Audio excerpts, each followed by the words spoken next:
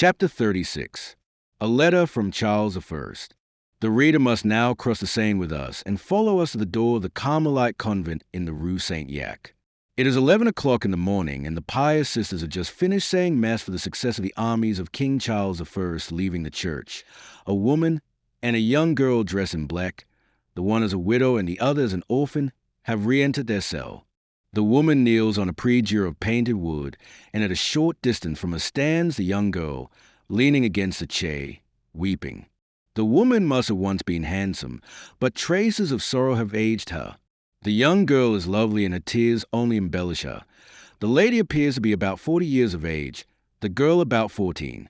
"Oh, God," prayed the kneeling suppliant, "protect my husband, guard my son, and take my wretched life instead." "Oh, God," murmured the girl, "leave me my mother." "Your mother can be of no use to you in this world, Henrietta," said the lady, turning around. "Your mother has no longer either throne or husband. She has neither son, money, nor friends. The whole world, my poor child, has abandoned your mother." And she fell back, weeping, into her daughter's arms. "Courage, take courage, my dear mother," said the girl. "Ah, 'tis an unfortunate year for kings," said the mother, "and no one thinks of us in this country, for each must think about his own affairs. As long as your brother was with me, he kept me up, but he is gone and can no longer send us news of himself, either to me or to your father. I have pledged my last jewels, sold your clothes and my own to pay his servants, who refused to accompany him unless I made the sacrifice. We are now reduced to live at the expense of these daughters of heaven. We are the poor, succored by God." "But why not address yourself to your sister, the Queen?" asked the girl. "Alas, the Queen, my sister, is no longer queen, my child. Another reigns in her name. One day you will be able to understand how old this is." "Well, then, to the king, your nephew. Shall I speak to him? You know how much he loves me, my mother.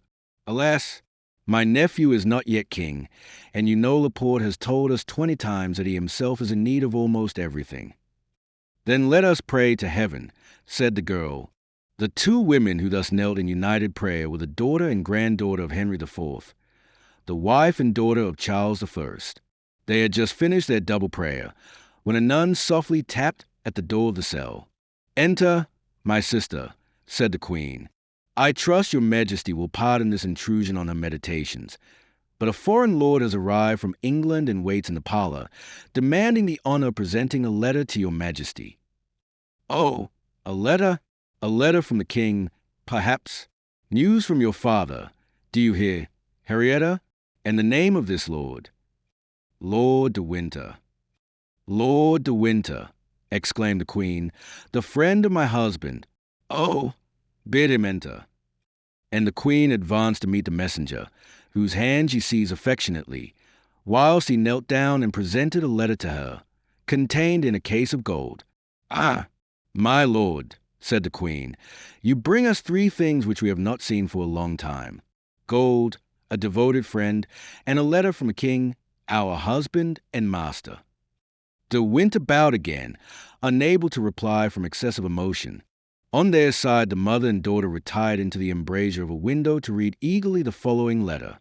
"Dear wife, we have now reached the moment of decision. I have concentrated here at Naseby camp all the resources heaven has left me, and I write to you in haste from thence. Here I await the army of my rebellious subjects. I am about to struggle for the last time with them. If victorious, I shall continue the struggle. If beaten, I am lost. I shall try. In the latter case, alas, in our position, one must provide for everything. I shall try to gain the coast of France. But can they? Will they receive an unhappy king who will bring such a sad story into a country already agitated by civil discord? Your wisdom and your affection must serve me as guides. The bearer of this letter will tell you, Madam, what I dare not trust to pen and paper and the risks of transit. He will explain to you the steps that I expect you to pursue. I charge him also with my blessing for my children and with the sentiments of my soul for yourself, my dearest sweetheart." The letter bore the signature, not of Charles, King, but of Charles, still King. "And let him be no longer king," cried the queen. "Let him be conquered, exiled, proscribed, provided he still lives. Alas! In these days the throne is too dangerous a place for me to wish him to retain it. But, my lord, tell me," she continued, "hide nothing from me. What is, in truth, the king's position? Is it as hopeless as he thinks?" "Alas, madam, more hopeless than he thinks. His Majesty has so good a heart that he cannot understand hatred, is so loyal that he does not suspect treason. England is torn in twain by a spirit of disturbance which, I greatly fear, blood alone can exorcise." "But Lord Montrose," replied the queen, "I have heard of his great and rapid successes of battles gained. I heard it said that he was marching to the frontier to join the king." "Yes, madam, but on the frontier he was met by Leslie. He had tried victory by means of superhuman undertakings. Now victory has abandoned him. Montrose, beaten at Philiphaugh, was obliged to disperse the remains of his army and to fly, disguised as a servant. He is at Bergen, in Norway." "Heaven preserve him," said the queen. "It is at least a consolation to know that some who have so often risked their lives for us are safe. And now, my lord, that I see how hopeless the position of the king is, tell me with what you are charged on the part of my royal husband." "Well, then, madam," said De Winter, "the king wishes you to try and discover the dispositions of the king and queen toward him. Alas, you know that even now the king is but a child and the queen a woman weak enough. Hey, Monsieur Mazarin is everything. Does he desire to play the part in France that Cromwell plays in England? Oh, no. He is a subtle, conscienceless Italian, who, though he very likely dreams of crime, dares not commit it. And unlike Cromwell, who disposes of both houses, Mazarin has had the queen to support him in his struggle with the Parliament. More reason, then, he should protect a king pursued by Parliament." The queen shook her head despairingly. "If I judge for myself, my lord," she said, "the cardinal will do nothing, and will even, perhaps, act against us. The presence of my daughter and myself in France is already irksome to him. Much more so would be that of the king. My lord," added Henrietta, with a melancholy smile, "it is sad and almost shameful to be obliged to say that we have passed the winter in the Louvre without money, without linen, almost without bread, and often not rising from bed because we wanted fire." "Horrible," cried De Winter, "the daughter of Henry IV. And the wife of King Charles. Wherefore did you not apply, then, madam, to the first person you saw from us? Such is the hospitality shown to a queen by the minister from whom a king demands it. But I heard that a marriage between the Prince of Wales and Mademoiselle d'Orleans was spoken of," said De Winter. "Yes, for an instant I hope it was so. The young people felt a mutual esteem, but the queen, who at first sanctioned their affection, changed her mind, and Monsieur, the Duc d'Orleans, who had encouraged the familiarity between them, has forbidden his daughter to think any more about the union. Oh, my lord," continued the queen, without restraining her tears, "it is better to fight as the king has done, and to die, as perhaps he will, than live in beggary like me. Courage, madam, courage. Do not despair. The interests of the French crown, endangered at this moment, are to discountenance rebellion in a neighboring nation. Mazarin, as a statesman, will understand the politic necessity." "Are you sure," said the queen doubtfully, "that you have not been forestalled?" "By whom?" "By the Joyces, the Prinns, the Cromwells. By a tailor, a coachmaker, a brewer. Ah, I hope, madam, that the cardinal will not enter into negotiations with such men." "Ah, what is he himself?" asked Madame Henrietta. "But for the honor of the king, of the queen." "Well, let us hope he will do something for the sake of their honor," said the queen. "A true friend's eloquence is so powerful, my lord, that you have reassured me. Give me your hand, and let us go to the minister. And yet," she added, "suppose he should refuse, and that the king loses the battle? His Majesty will then take refuge in Holland, where I hear His Highness the Prince of Wales now is. And can His Majesty count upon many such subjects as yourself for his flight?" "Alas, no, madam," answered De Winter, but the case is provided for, and I am come to France to seek allies." "Allies," said the queen, shaking her head. "Madam," replied De Winter, "provided I can find some of my good old friends of former times, I will answer for anything." "Come then, my lord," said the queen, with a painful doubt that is felt by those who have suffered much. "Come, and may heaven hear you." Chapter 37. Cromwell's Letter. At the very moment when the queen quitted the convent to go to the Palais Royal, a young man dismounted at the gate of this royal abode and announced to the guards that he had something of importance to communicate to Cardinal Mazarin. Although the cardinal was often tormented by fear, he was more often in need of counsel and information, and he was therefore sufficiently accessible. The true difficulty of being admitted was not to be found at the first door, and even the second was passed easily enough. But the third watched, besides a guard and the doorkeepers, the faithful Bernouin, a Cerberus whom no speech could soften, no wand, even of gold, could charm. It was therefore at the third door that those who solicited or were bidden to an audience underwent their formal interrogatory. The young man, having left his horse tied to the gate in the court, mounted the great staircase and addressed the guard in the first chamber. "Cardinal Mazarin," said he. "Pass on," replied the guard. The cavalier entered the second hall, which was guarded by the musketeers and doorkeepers. "Have you a letter of audience?" asked the porter, advancing to the new arrival. "I have one, but not one from Cardinal Mazarin." "Enter, and ask for Monsieur Bernouin," said the porter, opening the door of the third room.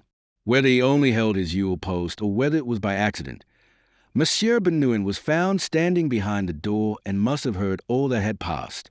"You seek me, sir," said he. "From whom may the letter be you bear to his eminence?" "From General Oliver Cromwell," said the newcomer. "Be so good as to mention this name to his eminence, and to bring me word whether he will receive me, yes or no." Saying which, he resumed the proud and somber bearing peculiar at that time to Puritans. Bernouin cast an inquisitorial glance at the person of the young man, and entered the cabinet of the cardinal, to whom he transmitted the messenger's words. "A man bringing a letter from Oliver Cromwell," said Mazarin. "And what kind of a man?" "A genuine Englishman, your eminence. Hair sandy red, more red than sandy, gray blue eyes, more gray than blue, and for the rest, stiff and proud." "Let him give in his letter." "His eminence asked for the letter," said Bernouin, passing back into the antechamber. "His eminence cannot see the letter without the bearer of it," replied the young man. "But to convince you that I am really the bearer of a letter, see, here it is, and kindly add," continued he, "that I am not a simple messenger, but an envoy extraordinary." Bernouin re-entered the cabinet, returning in a few seconds. "Enter, sir," said he. The young man appeared on the threshold of the minister's closet, in one hand holding his hat, in the other the letter. Mazarin rose. "Have you, sir," asked he, "a letter accrediting you to me?" "There it is, my lord," said the young man. Mazarin took the letter and read it thus: "Mr. Mordaunt, one of my secretaries, will remit this letter of introduction to his eminence, the Cardinal Mazarin, in Paris. He is also the bearer of a second confidential epistle for his eminence, Oliver Cromwell." "Very well, Monsieur Mordaunt," said Mazarin. "Give me this second letter and sit down." The young man drew from his pocket a second letter, presented it to the cardinal, and took his seat. The cardinal, however, did not unseal the letter at once, but continued to turn it again and again in his hand. Then, in accordance with his usual custom, and judging from experience that few people could hide anything from him when he began to question them, fixing his eyes upon them at the same time, he thus addressed the messenger: "You are very young, Monsieur Mordaunt, for this difficult task of ambassador, in which the oldest diplomatists often fail. My lord, I am 23 years of age, but your eminence is mistaken in saying that I am young. I am older than your eminence, although I possess not your wisdom. Years of suffering, in my opinion, count double, and I have suffered for 20 years. Yes, I understand," said Mazarin. "One of fortune, perhaps? You are poor, are you not?" Then he added to himself, These English revolutionists are all beggars and ill-bred. My lord, I ought to have a fortune of 6 millions, but it has been taken from me. You are not, then, a man of the people, said Mazarin, astonished. If I bore my proper title, I should be a lord. If I bore my name, you would have heard one of the most illustrious names of England. What is your name, then? Asked Mazarin. My name is Mordaunt, replied the young man, bowing. Mazarin now understood that Cromwell's envoy desired to retain his incognito. He was silent for an instant, and during that time he scanned the young man even more attentively than he had done at first. The messenger was unmoved. Devil take these Puritans, said Mazarin aside. They are carved from granite. Then he added aloud, but you have relations left you. I have one remaining. 3 times I presented myself to ask his support, and 3 times he ordered his servants to turn me away. Oh, mon Dieu, my dear Mr. Mordaunt, said Mazarin, hoping by a display of affected pity to catch the young man in a snare. How extremely your history interests me. You know not, then, anything of your birth. You have never seen your mother. Yes, my lord. She came 3 times, whilst I was a child, to my nurse's house. I remember the last time she came as well as if it were today. You have a good memory, said Mazarin. Oh, yes, my lord, said the young man, with such peculiar emphasis that the cardinal felt a shudder run through every vein. And who brought you up? He asked again. A French nurse, who sent me away when I was 5 years old because no one paid her for me, telling me the name of a relation of whom she had heard my mother often speak. What became of you? As I was weeping and begging on the high road, a minister from Kingston took me in, instructed me in the Calvinistic faith, taught me all he knew himself, and aided me in my researches after my family. And these researches were fruitless. Chance did everything. You discovered what had become of your mother. I learned that she had been assassinated by my relation, aided by 4 friends, but I was already aware that I had been robbed of my wealth and degraded from my nobility by King Charles I. Oh, I now understand why you are in the service of Cromwell. You hate the king. Yes, my lord, I hate him, said the young man. Mazarin marked with surprise the diabolical expression with which the young man uttered these words. Just as, ordinarily, faces are colored by blood, his face seemed dyed by hatred and became livid. Your history is a terrible one, Mr. Mordaunt, and touches me keenly, but happily for you, you serve an all-powerful master. He ought to aid you in your search. We have so many means of gaining information. My lord, to a well-bred dog it is only necessary to show one end of a track. He is certain to reach the other. But this relation you mentioned, do you wish me to speak to him? Said Mazarin, who was anxious to make a friend about Cromwell's person. Thanks, my lord, I will speak to him myself. He will treat me better the next time I see him. You have a means, then, of touching him. I have the means of making myself feared. Mazarin looked at the young man, but at the fire which shot from his glance he bent his head. Then, embarrassed how to continue such a conversation, he opened Cromwell's letter. The young man's eyes gradually resumed their dull and glassy appearance, and he fell into a profound reverie. After reading the first lines of the letter, Mazarin gave a side glance at him to see if he was watching the expression of his face as he read. Observing his indifference, he shrugged his shoulders, saying, Send on your business those who do theirs at the same time. Let us see what this letter contains. We here present the letter verbatim. To His Eminence, Monseigneur le Cardinal Mazarini. I have wished, Monseigneur, to learn your intentions relating to the existing state of affairs in England. The 2 kingdoms are so near that France must be interested in our situation, as we are interested in that of France. The English are almost of one mind in contending against the tyranny of Charles and his adherents. Placed by popular confidence at the head of that movement, I can appreciate better than any other its significance and its probable results. I am at present in the midst of war, and am about to deliver a decisive battle against King Charles. I shall gain it, for the hope of the nation and the spirit of the Lord are with me. This battle won by me, the king will have no further resources in England or in Scotland, and if he is not captured or killed, He will endeavor to pass over into France to recruit soldiers and to refurnish himself with arms and money. France has already received Queen Henrietta and, unintentionally, doubtless, has maintained a center of inextinguishable civil war in my country.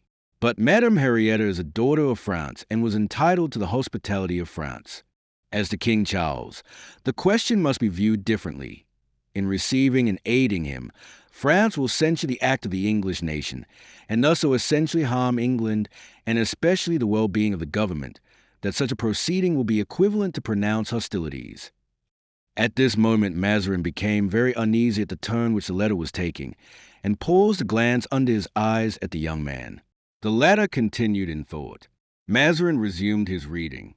It is important, therefore, Monseigneur, that I should be informed as to the intentions of France.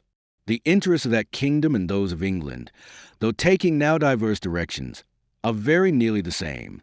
England needs tranquility at home in order to consummate the expulsion of a king. France needs tranquility to establish on solid foundations the throne of a young monarch. You need, as much as we do, that interior condition of repose which, thanks to the energy of our government, we are about to attain. Your quarrels with the Parliament, your noisy dissensions with the princes, who fight for you today and tomorrow will fight against you, the popular following directed by the coadjutor, President Blancmesnil, and Councillor Broussel, all that disorder, in short, which pervades the several departments of the state, must lead you to view with uneasiness the possibility of a foreign war. For in that event England, exalted by the enthusiasm of new ideas, will ally herself with Spain already, seeking that alliance. I have therefore believed, Monseigneur, knowing your prudence and your personal relation to the events of the present time, that you will choose to hold your forces concentrated in the interior of the French kingdom and leave to own the new government of England. That neutrality consists simply in excluding King Charles from the territory of France and in refraining from helping him, a stranger to your country, with arms, with money, or with troops. My letter is private and confidential, and for that reason I send it to you by a man who shares my most intimate counsels.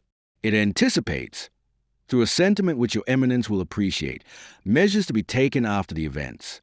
Oliver Cromwell considered it more expedient to declare himself to a mind as intelligent as Mazarin's than to a queen admirable for firmness, without doubt, but too much guided by vain prejudices of birth and of divine right. Farewell, Monseigneur. Should I not receive a reply in the space of 15 days, I shall presume my letter will have miscarried. Oliver Cromwell. Mr. Mordaunt, said the cardinal, raising his voice, as if to arouse a dreamer, my reply to this letter will be more satisfactory to General Cromwell if I am convinced that all are ignorant of my having given one. Go, therefore, and await at Boulogne-sur-Mer, and promise me to set out tomorrow morning. I promise, my lord, replied Mordaunt. But how many days does your eminence expect me to await your reply? If you do not receive it in 10 days, you can leave. Mordaunt bowed. That is not all, sir, continued Mazarin. Your private adventures have touched me to the quick. Besides, the letter from Mr. Cromwell makes you an important person as ambassador. Come, tell me, what can I do for you? Mordaunt reflected a moment and, after some hesitation, was about to speak, when Bernouin entered hastily and, bending down to the ear of the cardinal, whispered, My lord, the Queen Henrietta Maria, accompanied by an English noble, is entering the Palais Royal at this moment. Mazarin made a bound from his chair, which did not escape the attention of the young man, and suppressed the confidence he was about to make. So, said the cardinal, you have heard me? I fix on Boulogne because I presume that every town in France is indifferent to you.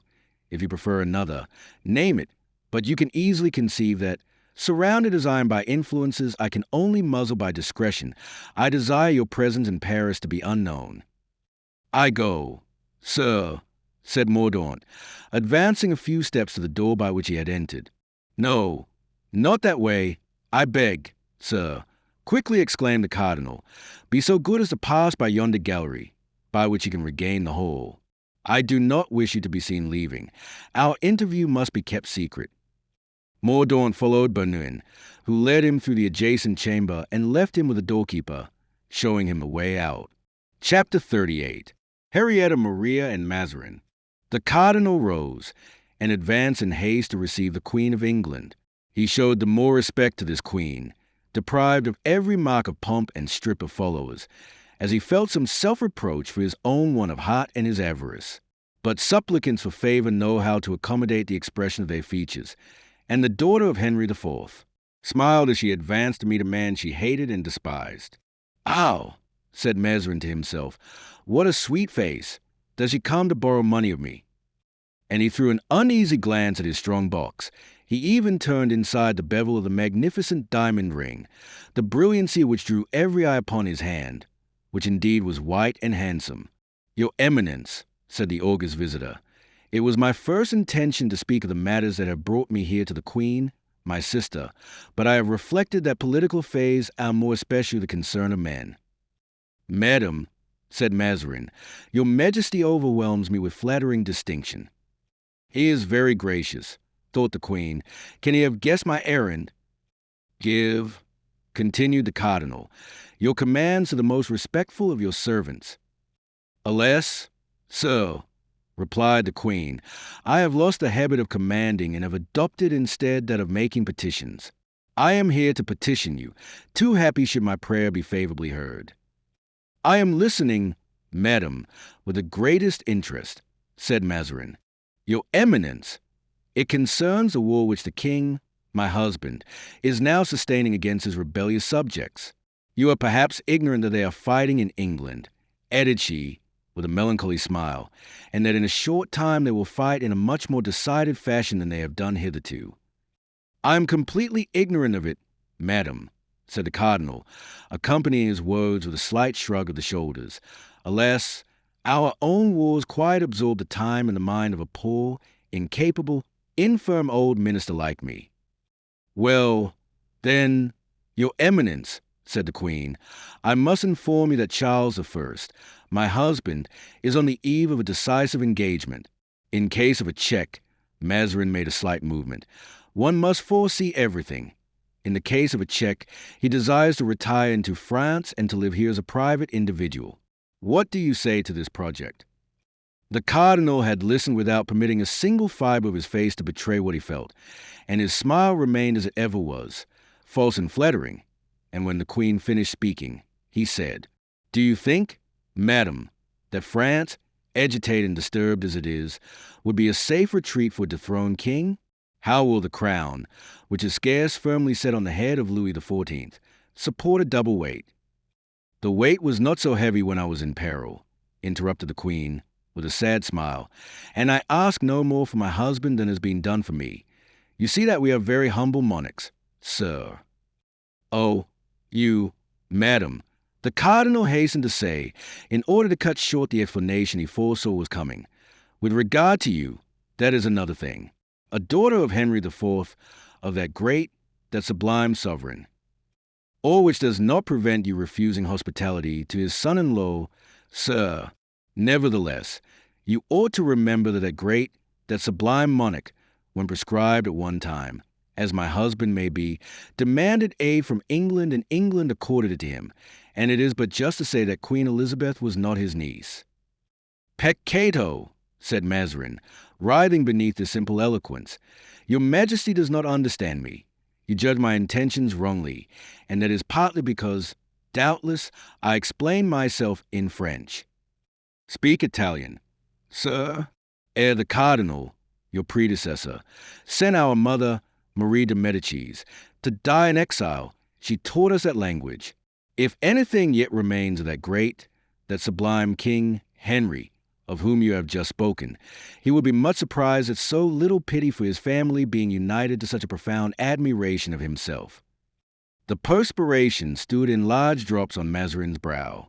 "That admiration is, on the contrary, so great, so real, madam," returned Mazarin, without noticing the change of language offered to him by the Queen, "that if the King, Charles I, whom heaven protect from evil, came into France, I would offer him my house, my own house, but, alas, it would be but an unsafe retreat. Some day the people will burn that house, as they burned that of the Marico Dianca. Poor Concino Concini. And yet he but desired the good of the people. Yes, my lord, like yourself, said the queen, ironically. Mazarin pretended not to understand the double meaning of his own sentence, but continued to compassionate the fate of Concino Concini. Well then, your eminence, said the queen, becoming impatient, what is your answer? Madam, cried Mazarin, more and more moved, will your majesty permit me to give you counsel? Speak, sir, replied the queen. The counsels of so prudent a man as yourself ought certainly to be available. Madam, believe me, the king ought to defend himself to the last. He has done so, sir, in this last battle, which he encounters with resources much inferior to those of the enemy, proves that he will not yield without a struggle, but in case he is beaten, well, madam, in that case, my advice, I know that I am very bold to offer advice to your majesty. My advice is that the king should not leave his kingdom. Absent kings are very soon forgotten. If he passes over into France, his cause is lost. But, persisted the queen, if such be your advice and you have his interest at heart, send him help of men and money, for I can do nothing for him. I have sold even to my last diamond to aid him. If I had had a single ornament left, I should have bought wood this winter to make a fire for my daughter and myself. Oh, madam, said Mazarin, your majesty knows not what you ask. On the day when foreign succor follows in the train of a king to replace him on his throne, it is an avowal that he no longer possesses the help and love of his own subjects. To the point, sir, said the queen, to the point, and answer me, yes or no. If the king persists in remaining in England, will you send him succor? If he comes to France, will you accord him hospitality? What do you intend to do? Speak. Madam, said the cardinal, affecting an effusive frankness of speech, I shall convince your majesty, I trust, of my devotion to you and my desire to terminate an affair which you have so much at heart, after which your majesty will, I think, no longer doubt my zeal in your behalf. The queen bit her lips and moved impatiently on her chair.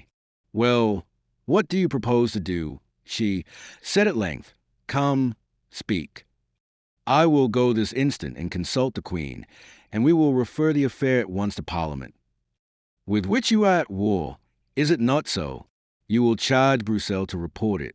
Enough, sir, enough. I understand you, or rather, I am wrong. Go to the Parliament, for it was from this Parliament, the enemy of monarchs, that the daughter of the great, the sublime Henry IV, whom you so much admire, received the only relief this winter which prevented her from dying of hunger and cold.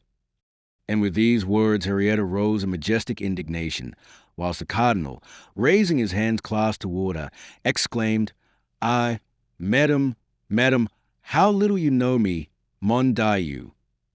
But Queen Henrietta, without even turning toward him who made these hypocritical pretensions, crossed the cabinet, opened the door for herself, and passing through the midst of the cardinal's numerous guards, courtiers eager to pay homage, the luxurious show of a competing royalty, she went and took the hand of De Winter, who stood apart in isolation. Poor queen, already fallen. Though all bowed before her, as etiquette required, she had now but a single arm on which she could lean.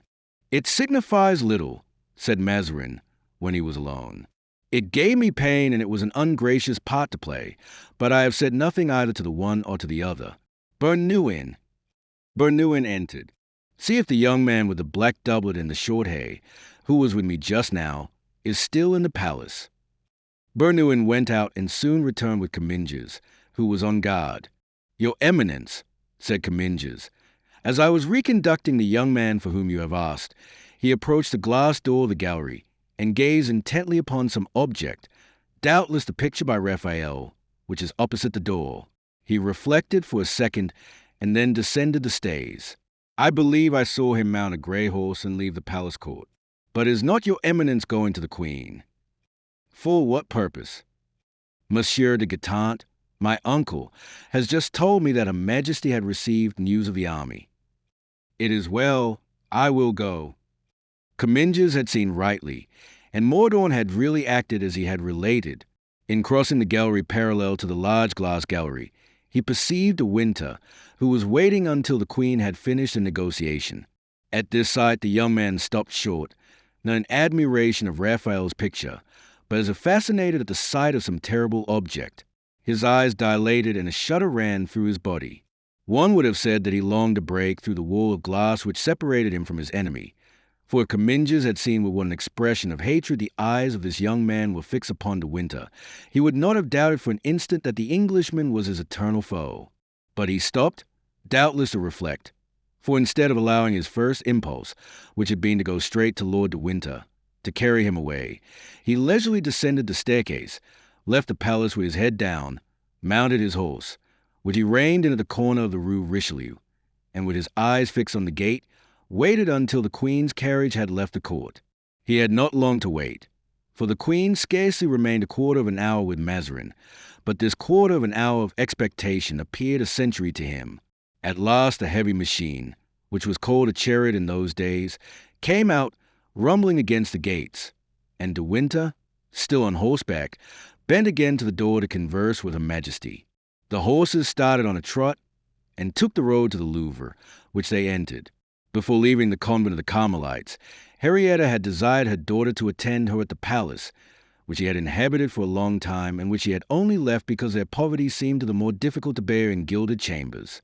Mordaunt followed the carriage, and when he had watched it drive beneath the sombre arches, he went and stationed himself under a wall over which the shadow was extended, and remained motionless, amidst the mouldings of Jean Goujon, like a bas-relievo, representing an equestrian statue. Chapter 39. How, sometimes, the unhappy mistake chance of Providence. Well, madam, said De Winter, when the Queen had dismissed her attendants. Well, my lord, what I foresaw has come to pass. What? Does the cardinal refuse to receive the king? France refuse hospitality to an unfortunate prince? Eh? But it is for the first time. Madam, I did not say France, my lord. I said the cardinal, and the cardinal is not even a Frenchman. But did you see the Queen? It is useless, replied Henrietta. The Queen will not say yes when the cardinal says no. Are you not aware that this Italian directs everything, both indoors and out? And moreover, I should not be surprised had we been forestalled by Cromwell. He was embarrassed while speaking to me, and yet quite firm in his determination to refuse. Then did you not observe the agitation in the Palais Royal, the passing to and fro of busy people? Can they have received any news? My lord, not from England? Madam, I made such haste that I am certain of not having been forestalled.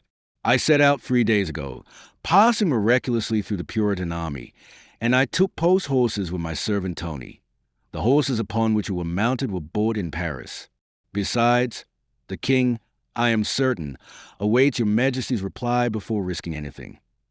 You will tell him, my lord, resumed the queen, despairingly, that I can do nothing, that I have suffered as much as himself, more than he has, obliged as I am to eat the bread of exile and to ask hospitality from false friends who smile at my tears, and as regards his royal person, he must sacrifice it generously and die like a king. I shall go and die by his side. Madam, madam, exclaimed De Winter, your majesty abandons yourself to despair, and yet, perhaps, there still remains some hope. No friends left, my lord, no other friends left in the wide world but yourself. Oh, God, exclaimed the poor queen, raising her eyes to heaven, have you indeed taken back all the generous hearts that once existed in the world? I hope not, madam, replied De Winter, thoughtfully. I once spoke to you of 4 men. What can be done with 4? 4 devoted, resolute men can do much. Assure yourself, madam, and those of whom I speak perform great things at one time.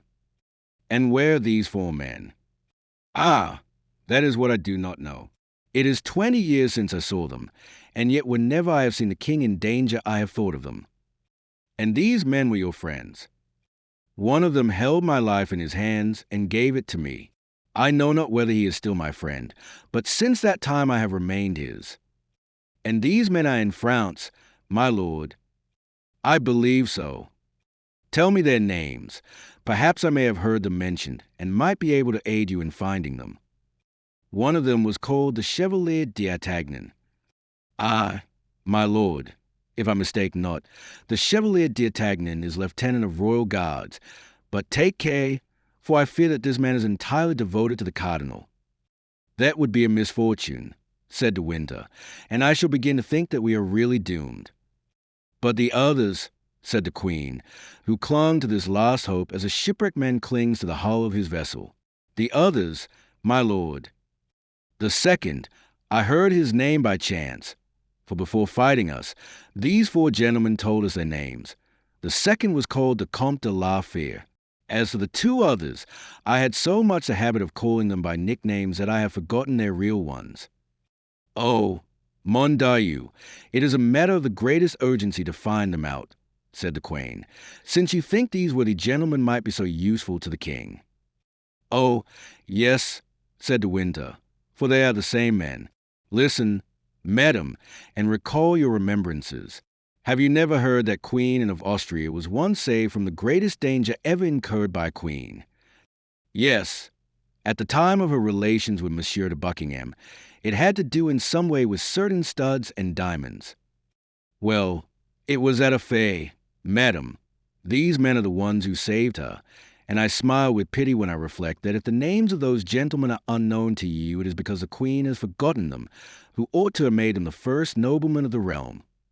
"Well, then, my lord, they must be found, but what can 4 men, or rather 3 men, do? For I tell you, you must not count on Monsieur d'Artagnan.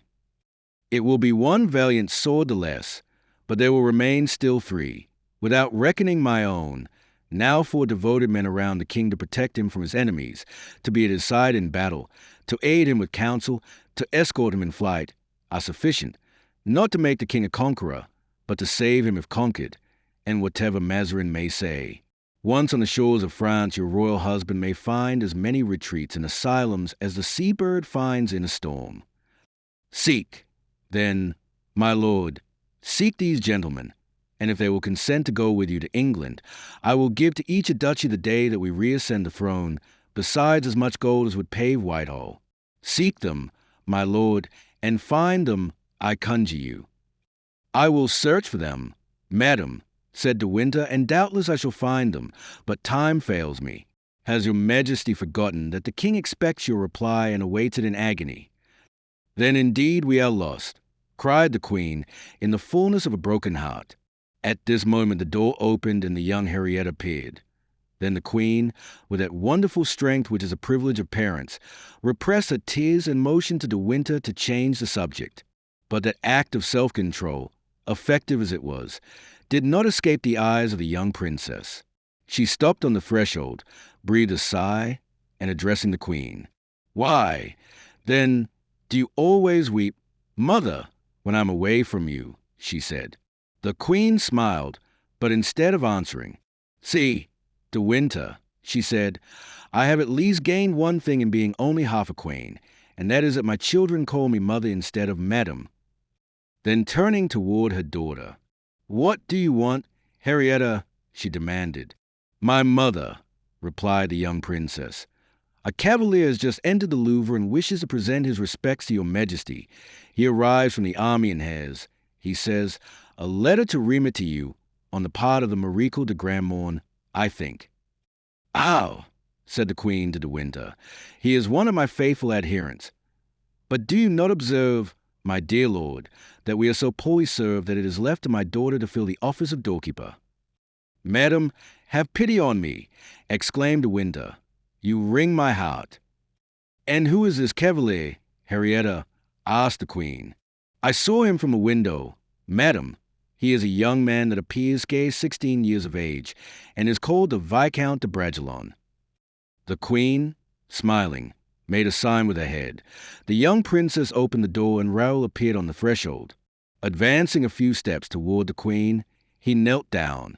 "Madam," said he, "I bear to your majesty a letter from my friend the Count de Guiche, who told me he had the honor of being your servant. This letter contains important news and the expression of his respect." At the name of the Count de Guiche, a blush spread over the cheeks of the young princess, and the Queen glanced at her with some degree of severity. "You told me that the letter was from the Marechal de Grandmorne, Henrietta," said the Queen. "I thought so, madam," stammered the young girl. "It is my fault, madam," said Raoul. "I did announce myself, in truth, as coming on the part of the Maréchal de Grandmorne, but being wounded in the right arm he was unable to write, and therefore the Count de Guiche acted as his secretary." "There has been fighting, then?" asked the queen, motioning to Raoul to rise. "Yes, madam," said the young man. At this announcement of a battle having taken place, the princess opened her mouth as though to ask a question of interest, but her lips closed again without articulating a word, while the color gradually faded from her cheeks. The queen saw this, and doubtless a maternal heart translated the emotion, for addressing Raoul again.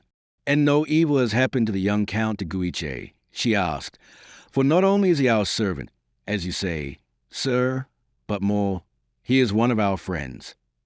"No, madam," replied Raoul. "On the contrary, he gained great glory and had the honor of being embraced by His Highness, the Prince, on the field of battle." The young princess clapped her hands, and then, ashamed of having been betrayed into such a demonstration of joy, she half turned away and bent over a vase of roses, as if to inhale their odor. "Let us see," said the queen, "what the Count says." And she opened the letter and read, "Madam, being unable to have the honor of writing to you myself, by reason of a wound I have received in my right hand, I have commanded my son, the Count de Guiche, who, with his father, is equally your humble servant, to write to tell you that we have just gained the Battle of Lens, and that this victory cannot fail to give great power to Cardinal Mazarin and to the Queen over the affairs of Europe. If Her Majesty will have faith in my counsel, she ought to profit by this event to address at this moment, in favor of her august husband, the court of France, the Vicomte de Bragelonne, who will have the honor of remitting this letter to your Majesty, is a friend of my son, who owes to him his life. He is a gentleman in whom your Majesty may confide entirely, in case your Majesty may have some verbal or written order to remit to me. I have the honor to be, with respect, etc., Maréchal de Grandmorne." At the moment mention occurred of his having rendered a service to the Count, Raoul could not help turning his glance toward the young princess, and then he saw in her eyes an expression of infinite gratitude to the young man. He no longer doubted that the daughter of King Charles I loved his friend. "The Battle of Lens gained," said the queen. "They are lucky here indeed. They can gain battles. Yes, the Maréchal de Grandmorne is right. This will change the aspect of French affairs, but I much fear it will do nothing for English, even if it does not harm them. This is recent news, sir," continued she, "and I thank you for having made such haste to bring it to me. Without this letter I should not have heard till tomorrow, perhaps after tomorrow, the loss of all Paris." "Madam," said Raoul, "the Louvre is but the second palace this news has reached.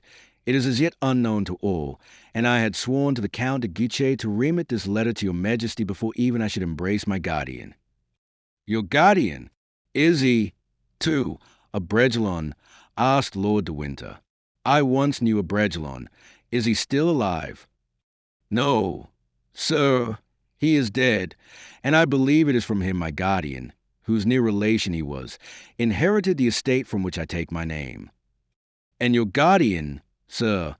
asked the queen, who could not help feeling some interest in the handsome young man before her. "What is his name?" "The Comte de la Fère, madam," replied the young man, bowing. De Winter made a gesture of surprise, and the queen turned to him with a start of joy. "The Comte de la Fère," she cried. "Have you not mentioned that name to me?"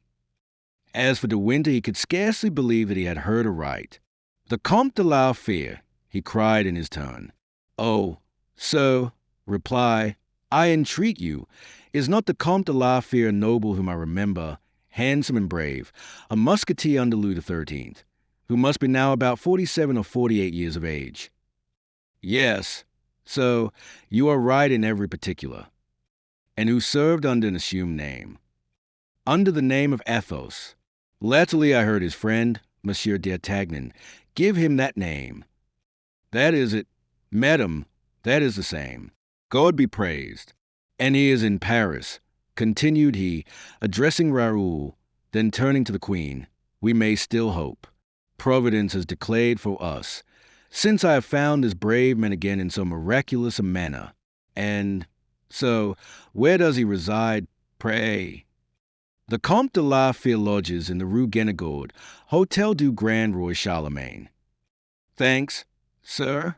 Inform this dear friend that he may remain within, that I shall go and see him immediately. So, I obey with pleasure, if Her Majesty will permit me to depart. Go, Monsieur de Bragelonne, said the Queen, and rest assured of our affection. Raoul bent respectfully before the two princesses, and bowing to De Winter, departed. The Queen and De Winter continued to converse for some time in low voices, in order that the young princess should not overhear them, but the precaution was needless. She was in deep converse with her own thoughts. Then, when De Winter rose to take leave, "Listen, my lord," said the Queen. "I have preserved this diamond cross which came from my mother, and this order of St. Michael which came from my husband. They are worth about 50,000 pounds. I had sworn to die of hunger rather than part with these precious pledges, but now that this ornament may be useful to him or his defenders, everything must be sacrificed. Take them, and if you need money for your expedition, sell them fearlessly, my lord.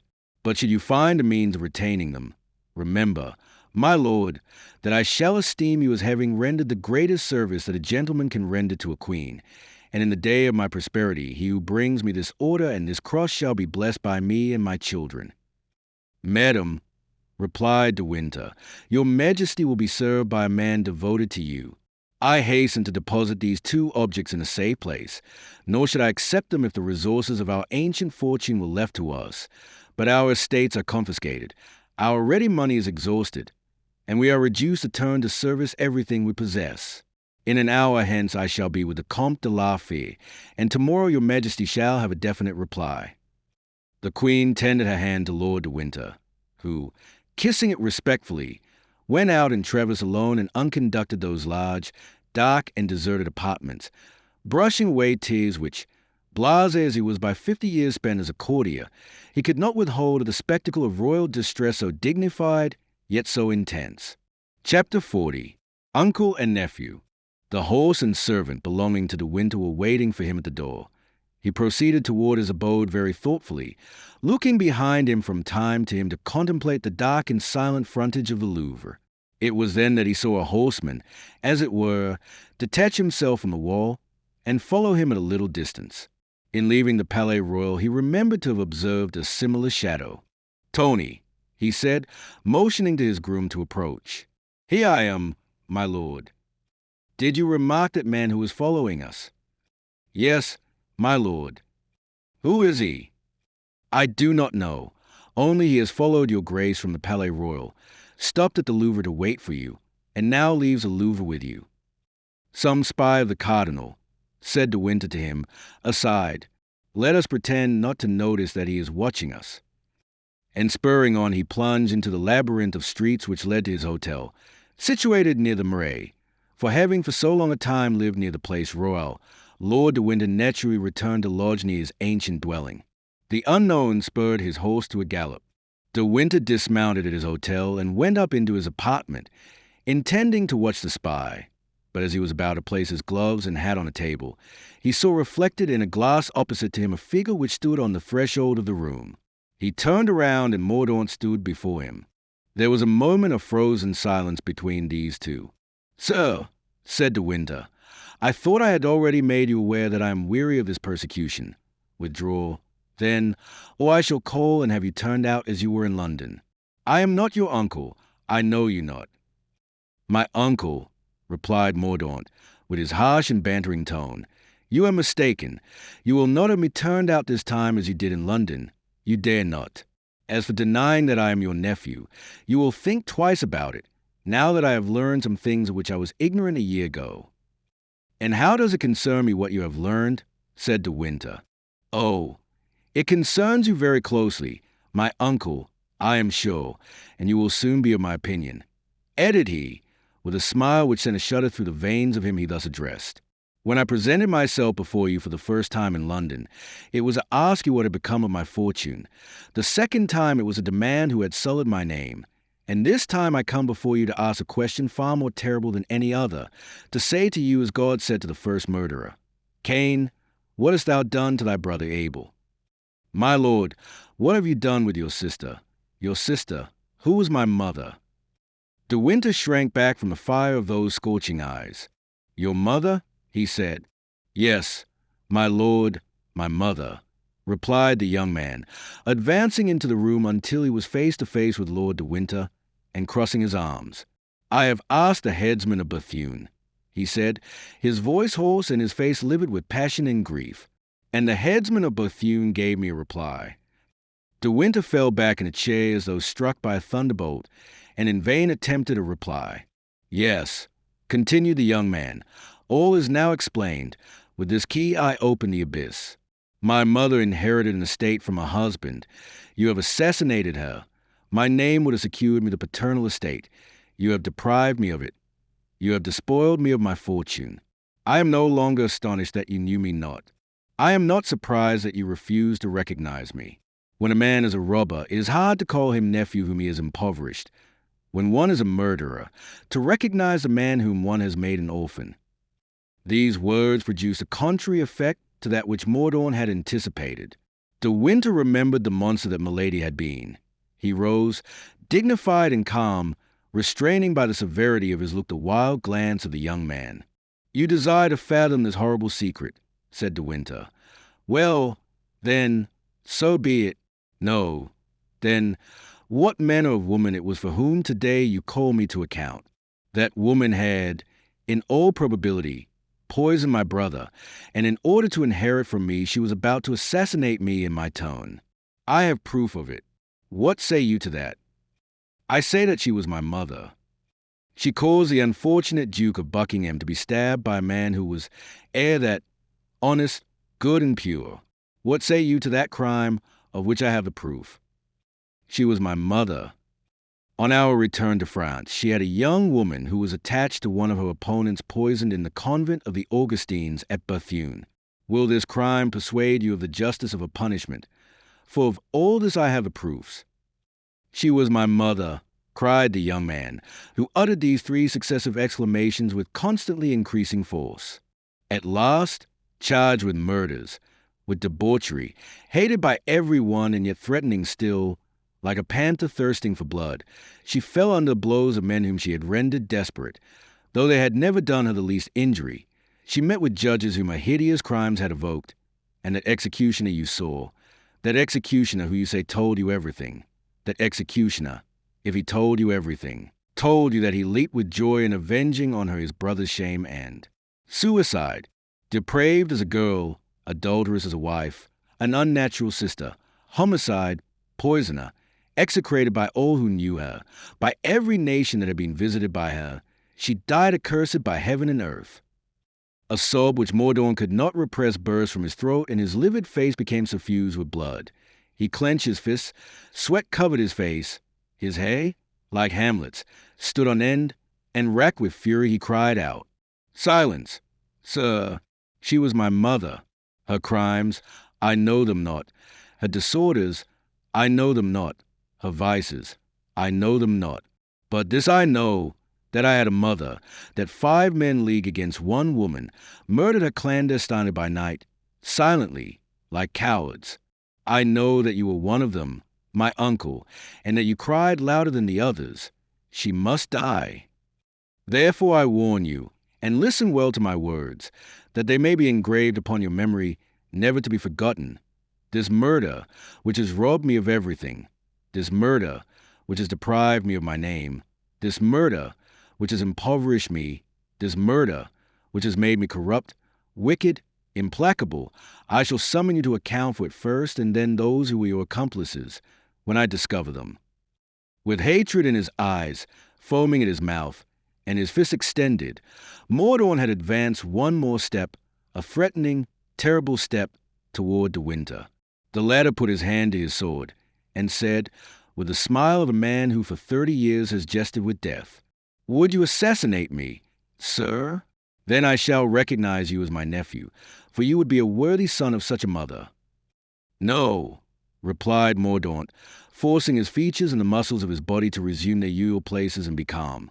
No, I shall not kill you, at least not at this moment, for without you I could not discover the others. But when I have found them, then tremble. Sir?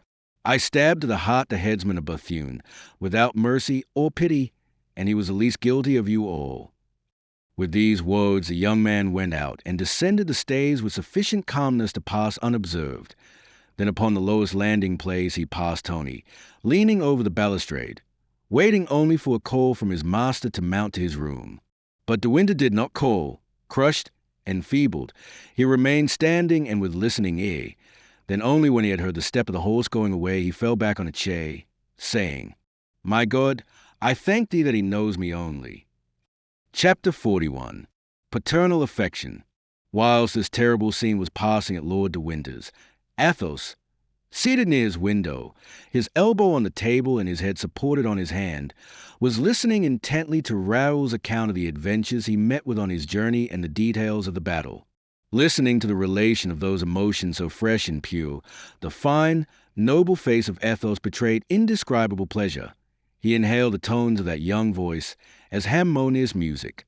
He forgot all that was dark in the past and that was cloudy in the future. It almost seemed as if the return of this much-loved boy had changed his fears to hopes. Athos was happy as he had never been before. And you assisted and took part in this great battle, Bragelonne, cried the former musketeer. Yes, so. And it was a fierce one. His Highness the Prince charged 11 times in person. He is a great commander, Bragelonne. He is a hero, sir. I did not lose sight of him for an instant. Oh, how fine it is to be called Conde and to be so worthy of such a name. He was calm and radiant, was he not? As calm as a parade, radiant as at a fete. When we went up to the enemy, it was slowly. We were forbidden to draw first, and we were marching toward the Spaniards, who were on a height with lowered muskets. When we arrived about 30 paces from them, the prince turned around to the soldiers. Comrades, he said, you are about to suffer a furious discharge, but after that you will make short work with those fellows. There was such dead silence that friends and enemies could have heard these words. Then raising his sword, sound trumpets, he cried. Well, very good. You will do as much when the opportunity occurs. Will you, Raoul? I know not, sir, but I thought it really very fine and grand. Were you afraid, Raoul? Asked the Count. Yes, sir, replied the young man naively. I felt a great chill at my heart, and at the word fire, which resounded in Spanish from the enemy's ranks, I closed my eyes and thought of you. In honest truth, Raoul, said Athos, pressing his hand. Yes, so. At that instant there was such a rataplan of musketry that one might have imagined the infernal regions had opened. Those who were not killed felt the heat of the flames. I opened my eyes, astonished to find myself alive and even unhurt. A third of the squadron were lying on the ground, wounded, dead, or dying. At that moment I encountered the eye of the prince. I had but one thought, and that was that he was observing me. I spurred on and found myself in the enemy's ranks. And the prince was pleased with you. He told me so, at least, sir, when he desired me to return to Paris with Monsieur de Chatillon, who was charged to carry the news to the Queen and to bring the colors we had taken. Go, said he. The enemy will not rally for 15 days, and until that time I have no need of your service. Go and see those whom you love and who love you, and tell my sister de Longueville that I thank her for the present that she made me of you. And I came, sir, added Raoul, gazing at the Count with a smile of real affection, for I thought you would be glad to see me again. Athos drew the young man toward him and pressed his lips to his brow, as he would have done to a young daughter. And now, Raoul, said he, you are launched. You have dukes for friends, a marshal of France for godfather, a prince of the blood as commander, and on the day of your return you are being received by 2 queens. It is not so bad for a novice. Oh, sir, said Raoul, suddenly, you recall something, which, in my haste to relate my exploits, I had forgotten. It is that there was with Her Majesty the Queen of England a gentleman who, when I pronounced your name, uttered a cry of surprise and joy. He said he was a friend of yours, asked your address, and is coming to see you. What is his name? I did not venture to ask, sir. He spoke elegantly, although I thought from his accent he was an Englishman. Ah, said Athos, leaning down his head as if to remember who it could be. Then, when he raised it again, he was struck by the presence of a man who was standing at the open door and was gazing at him with a compassionate air. "Lord de Winter," exclaimed the Count. "Athos, my friend." And the two gentlemen were for an instant locked in each other's arms. Then Athos, looking into his friend's face and taking him by both hands, said, "What ails you, my lord? You appear as unhappy as I'm the reverse." "Yes, truly, dear friend, and I may even say the sight of you increases my dismay." And De Winter glancing around him, Raoul quickly understood that the two friends wished to be alone, and he therefore left the room unaffectedly. "Come, now that we are alone," said Athos, "let us talk of yourself." "Whilst we are alone, let us speak of ourselves," replied De Winter. "Is he?" "Who?" "Milady's son." Athos, again struck by this name, which seemed to pursue him like an echo, hesitated for a moment, then slightly knitting his brows, he calmly said, "I know it. Grimaud met him between Bethune and Arras, and then came here to warn me of his presence." "Does Grimaud know him, then?" "No, but he was present at the deathbed of a man who knew him." "The headsman of Bethune!" exclaimed De Winter. "You know about that?" cried Athos, astonished. "He has just left me," replied De Winter, "after telling me all." "Ah, my friend, what a horrible scene! Why did we not destroy the child with the mother?" "What need you fear?" said Athos, recovering from the instinctive fear he had at first experienced, by the aid of reason. "Are we not men accustomed to defend ourselves? Is this young man an assassin by profession, a murderer in cold blood?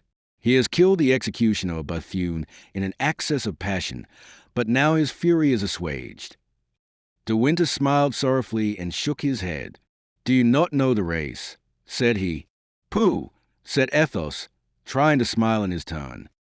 "It must have lost its ferocity in the second generation. Besides, my friend, Providence has warned us that we may be on our guard. All we can now do is to wait. Let us wait. And, as I said before, let us speak of yourself. What brings you to Paris?" "Affairs of importance which you shall know later. But what is this that I hear from Her Majesty the Queen of England? Monsieur d'Artagnan sides with Mazarin. Pardon my frankness, dear friend. I neither hate nor blame the cardinal, and your opinions will be held ever sacred by me. But do you happen to belong to him?" "Monsieur d'Artagnan," replied Athos, "is in the service. He is a soldier and obeys all constitutional authority. Monsieur d'Artagnan is not rich and has need of his position as lieutenant to enable him to live. Millionaires like yourself, my lord, are rare in France." "Alas," said De Winter, "I am at this moment as poor as he is, if not poorer. But to return to our subject." "Well, then, you wish to know if I am of Mazarin's party?" "No. Pardon my frankness. To my lord. I am obliged to you, Count, for this pleasing intelligence. You make me young and happy again by it." "Ah, so you are not a Mazarinist? Delightful. Indeed, you could not belong to him. But pardon me, are you free? I mean to ask if you are married." "Ah, as to that, no," replied Athos, laughing, "because that young man, so handsome, so elegant, so polished, is a child I have adopted and who does not even know who was his father." "Very well. You are always the same, Athos, great and generous. Are you still friends with Monsieur Porthos and Monsieur Aramis?" "Add Monsieur d'Artagnan, my lord. We still remain for friends devoted to each other. But when it becomes a question of serving the cardinal or fighting him, of being Mazarinists or Frondists, then we are only two." "Is Monsieur Aramis with D'Artagnan?" asked Lord de Winter. "No," said Athos. "Monsieur Aramis does me the honor to share my opinions."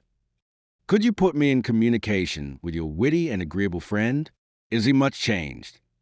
"He has become an abbé, that is all." "You alarm me. His profession must have made him renounce any great undertakings." "On the contrary," said Athos, smiling, He has never been so much a musketeer since he became an abbé, and you will find him a veritable soldier. Could you engage to bring him to me tomorrow morning at 10 o'clock on the Pont du Louvre?" Oh, exclaimed Athos, smiling. "You have a duel in prospect." "Yes, Count, and a splendid duel, too, a duel in which I hope you will take your part." "Where are we to go, my lord?" "To Her Majesty the Queen of England, who has desired me to present you to her." "This is an enigma," said Athos, "but it matters not. Since you know the solution of it, I ask no further. Will your lordship do me the honor to sup with me?" "Thanks, Count, no," replied De Winter. "I own to you that young man's visit has subdued my appetite and probably will rob me of my sleep. What undertaking can have brought him to Paris? It was not to meet me that he came, for he was ignorant of my journey. This young man terrifies me, my lord. There lies in him a sanguinary predisposition. What occupies him in England? He is one of Cromwell's most enthusiastic disciples. But what attached him to the cause? His father and mother were Catholics, I believe.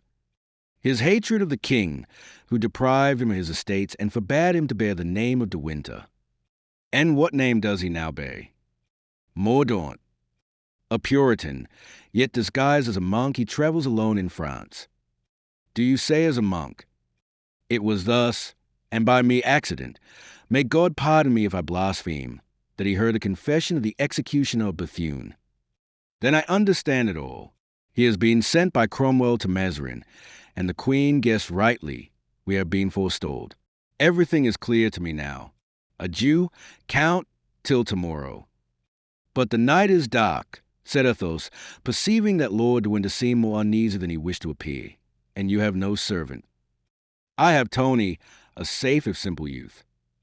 "Halloo, there, Grimaud, Olivain, and Blaisois. Call the Viscount and take the musket with you." Blaisois was a tall youth, half groom, half peasant, whom we saw at the Chateau de Bragelonne, whom Athos had christened by the name of his province. "Viscount," said Athos to Raoul as he entered, "you will conduct my lord as far as his hotel and permit no one to approach him." "Oh, Count," said De Winter, "for whom do you take me?" "For a stranger who does not know Paris," said Athos, "and to whom the Viscount will show the way." De Winter shook him by the hand. "Grimaud," said Athos, "put yourself at the head of the troop and beware of the monk." Grimaud shuddered, and nodding, awaited the departure, regarding the butt of his musket with silent eloquence. Then, obeying the orders given him by Athos, he headed the small procession, bearing the torch in one hand and the musket in the other, until it reached De Winter's inn, when, pounding on the portal with his fist, he bowed to my lord and faced about without a word. The same order was followed in returning, nor did Grimaud's searching glance discover anything of a suspicious appearance, save a dark shadow, as it were, in ambuscade, at the corner of the Rue Guénégaud and of the quay. He fancied, also, that in going he had already observed the street watcher who had attracted his attention. He pushed on toward him, but before he could reach it, the shadow had disappeared into an alley, into which Grimaud deemed it scarcely prudent to pursue it. The next day, on awaking, the Count perceived Raoul by his bedside. The young man was already dressed, and was reading a new book by M. Chapelain. "Already up, Raoul?" exclaimed the Count. "Yes, sir," replied Raoul, with slight hesitation. "I did not sleep well." "You, Raoul, not sleep well?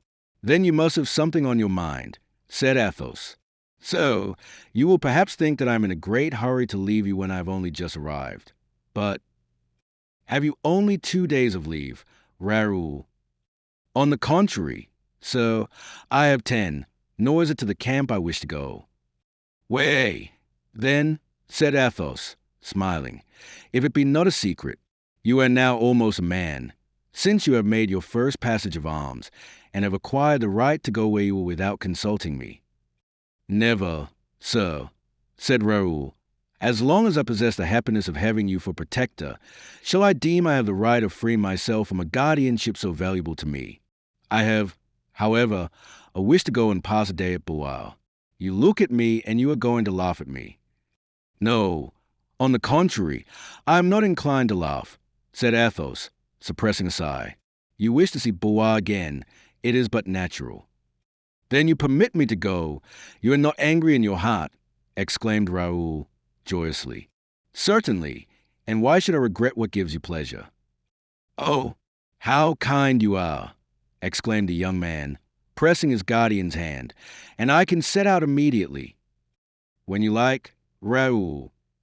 Sir, said Raoul, as he turned to leave the room, I have thought of one thing, and it is about the Duchess of Chevreuse, who was so kind to me and to whom I owe my introduction to the prince. And you ought to thank her, Raoul. Well, try the Hotel de Luynes, Raoul, and ask if the Duchess can receive you. I am glad to see you pay attention to the usages of the world. You must take Grimaud and Olivain. Both, sir, asked Raoul, astonished. Both. Raoul went out, and when Athos heard his young, joyous voice calling to Grimaud and Olivain, he sighed. It is very soon to leave me, he thought, but he follows the common custom. Nature has made us thus. She makes the young look ever forward, not behind. He certainly likes a child, but will he love me less as his affection grows for her? And Athos confessed to himself that he was unprepared for so prompt a departure, but Raoul was so happy that this reflection effaced everything else from a consideration of his guardian. Everything was ready at 10 o'clock for the departure, and as Athos was watching Raoul mount, a groom rode up from the Duchess de Chevreuse.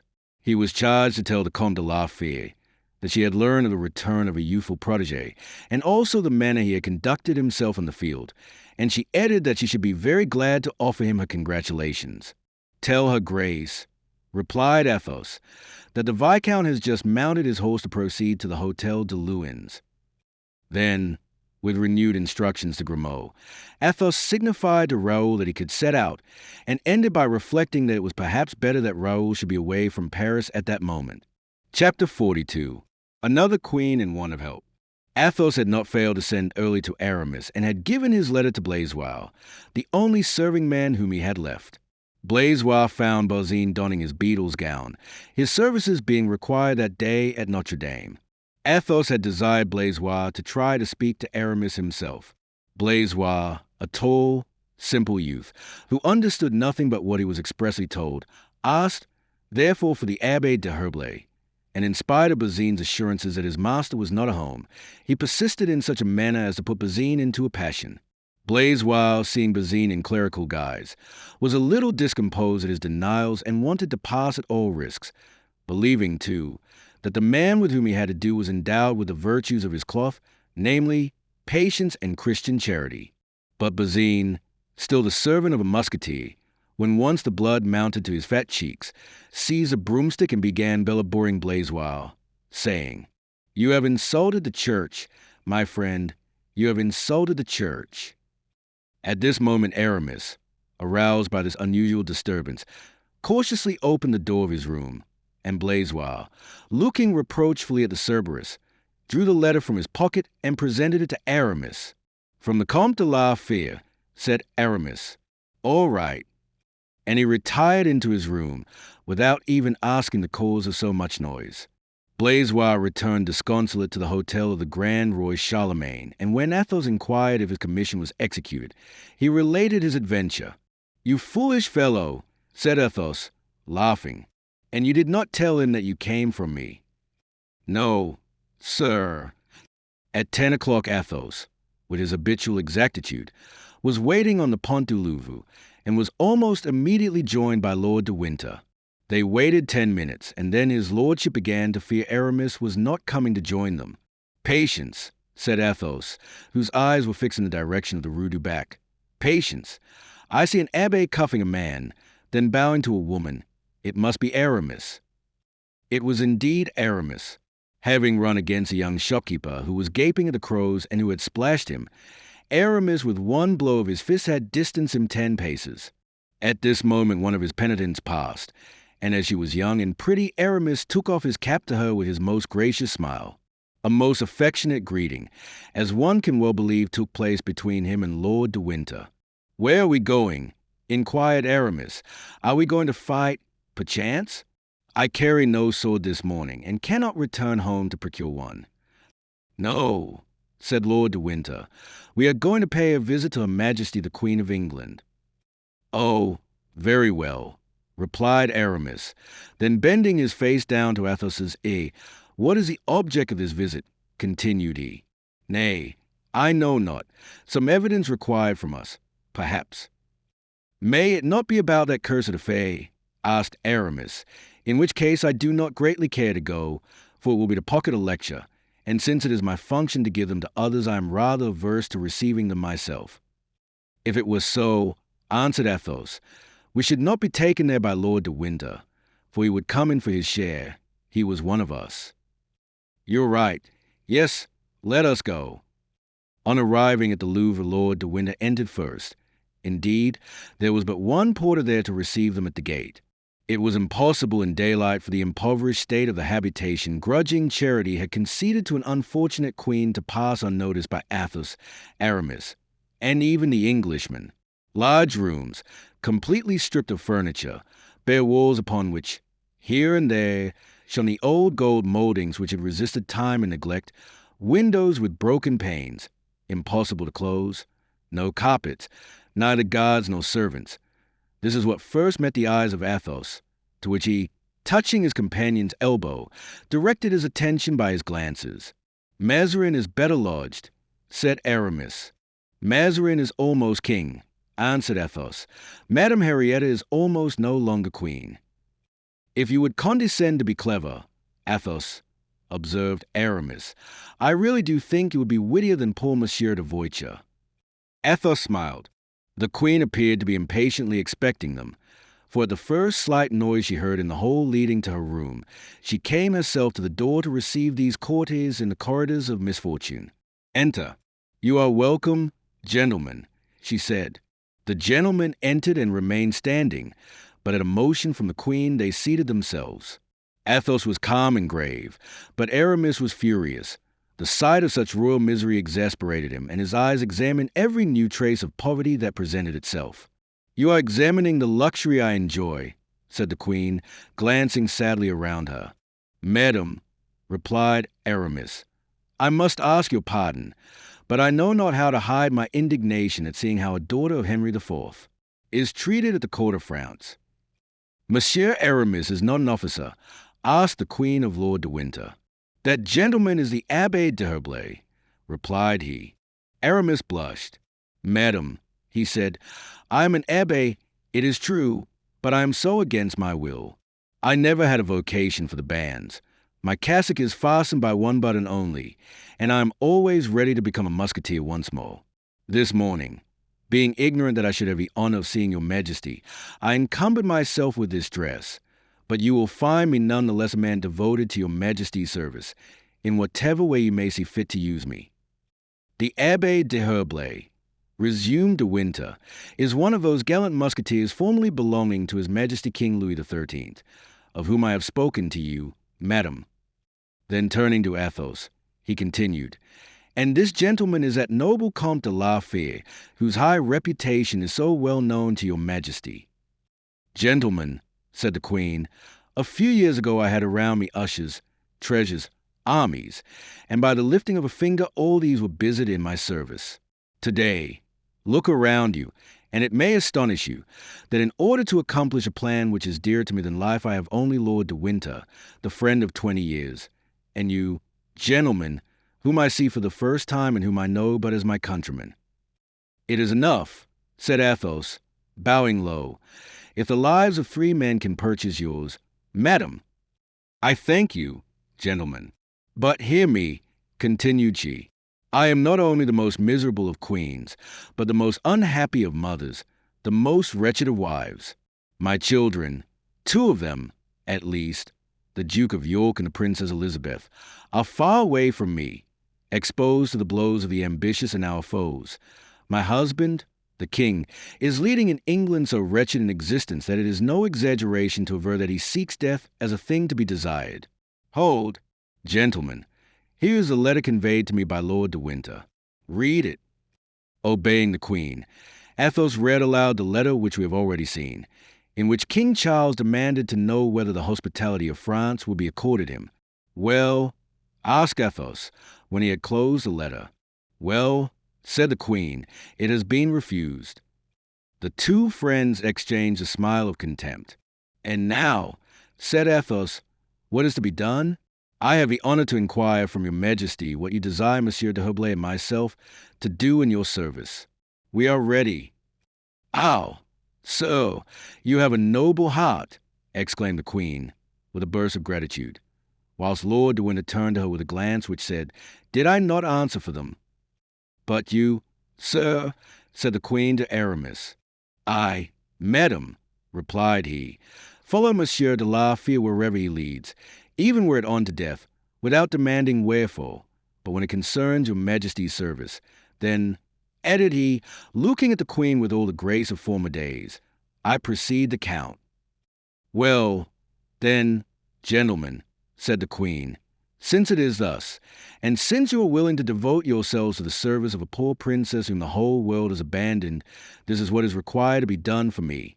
The king is alone with a few gentlemen, whom he fears to lose every day, surrounded by the Scotch, whom he distrusts, although he be himself a Scotchman. Since Lord de Winter left him, I am distracted. Sirs, I ask much, too much, perhaps, for I have no title to request it. Go to England, join the king, be his friends, protectors, march to battle at his side, and be near him in his house, where conspiracies, more dangerous than the perils of war, are hatching every day. And in exchange for the sacrifice that you make, gentlemen, I promise, not to reward you, I believe that word would offend you, but to love you as a sister, to prefer you, next to my husband and my children, to everyone. I swear it before heaven." And the queen raised her eyes solemnly upward. "Madam," said Athos, "when must we set out?" "You consent, then?" exclaimed the queen, joyfully. "Yes, madam. Only it seems to me that your majesty goes too far in engaging to load us with a friendship so far above our merit. We render service to God, madam, in serving a prince so unfortunate, a queen so virtuous. Madam, we are yours, body and soul." "Oh, sirs," said the queen, moved even to tears, "this is the first time for 5 years I have felt the least approach to joy or hope. God, who can read my heart, all the gratitude I feel, will reward you. Save my husband, save the king, and although you care not for the price that is placed upon a good action in this world, leave me the hope that we shall meet again, when I may be able to thank you myself. In the meantime, I remain here. Have you anything to ask of me? From this moment I become your friend, and since you are engaged in my affairs, I ought to occupy myself in yours." "Madam," replied Athos, "I have only to ask your majesty's prayers." "And I," said Aramis, "I am alone in the world and have only your majesty to serve." The queen held out a hand, which they kissed, and she said in a low tone to De Winter, "If you need money, my lord, separate the jewels I have given you, detach the diamonds and sell them to some Jew. You will receive for them 50 or 60,000 francs. Spend them if necessary, but let these gentlemen be treated as they deserve, that is to say, like kings." The queen had 2 letters ready, one written by herself, the other by her daughter, the Princess Henrietta. Both were addressed to King Charles. She gave the first to Athos and the other to Aramis, so that should they be separated by chance they might make themselves known to the king, after which they withdrew. At the foot of the staircase De Winter stopped. "Not to arouse suspicions, gentlemen," said he, "go your way and I will go mine, and this evening at 9 o'clock we will assemble again at the gate St. Denis. We will travel on horseback as far as our horses can go, and afterward we can take the post.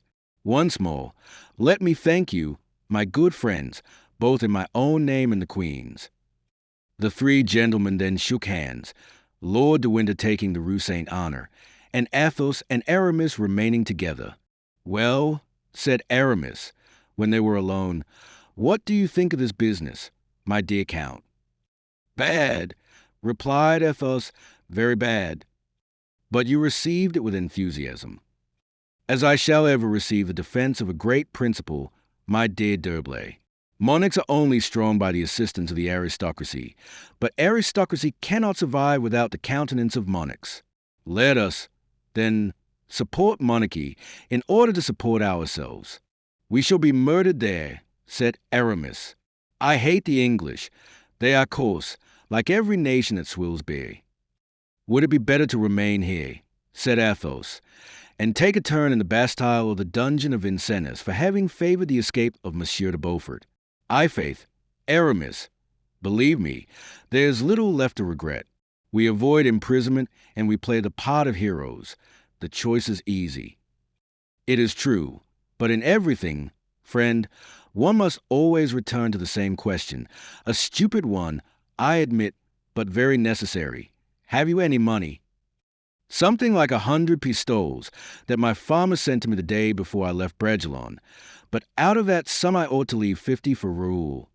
A young man must live respectably. I have then about 50 pistoles. And you? As for me, I am quite sure that after turning out all my pockets and emptying my drawers, I shall not find 10 louis at home. Fortunately, Lord de Winter is rich. Lord de Winter is ruined for the moment. Oliver Cromwell has annexed his income resources. Now is the time when Baron Porthos would be useful. Now it is that I regret D'Artagnan. Let us entice them away. This secret, Aramis, does not belong to us. Take my advice, then, and let no one into our confidence. And moreover, in taking such a step we should appear to be doubtful of ourselves. Let us regret their absence to ourselves for our own sakes, but not speak of it. You are right, but what are you going to do until this evening? I have 2 things to postpone. And what are they? First, a thrust with a coadjutor, whom I met last night at Madame de Rambouillet's, and whom I found particular in his remarks respecting me. Oh, fie! A quarrel between priests, a duel between allies. What can I do, friend? He is a bully, and so am I. His cassock is a burden to him, and I imagine I have had enough of mine. In fact, there is so much resemblance between us that I sometimes believe he is Aramis and I am the coadjutor. This kind of life fatigues and oppresses me. Besides, he is a turbulent fellow who will ruin our party. I am convinced that if I gave him a box on the ear, such as I gave this morning to the little citizen who splashed me, it would change the appearance of things. And I, my dear Aramis, quietly replied Athos, I think it would only change Monsieur de Retz's appearance. Take my advice. Leave things just as they are. Besides, you are neither of you now your own masters. He belongs to the Fronde and you to the Queen of England.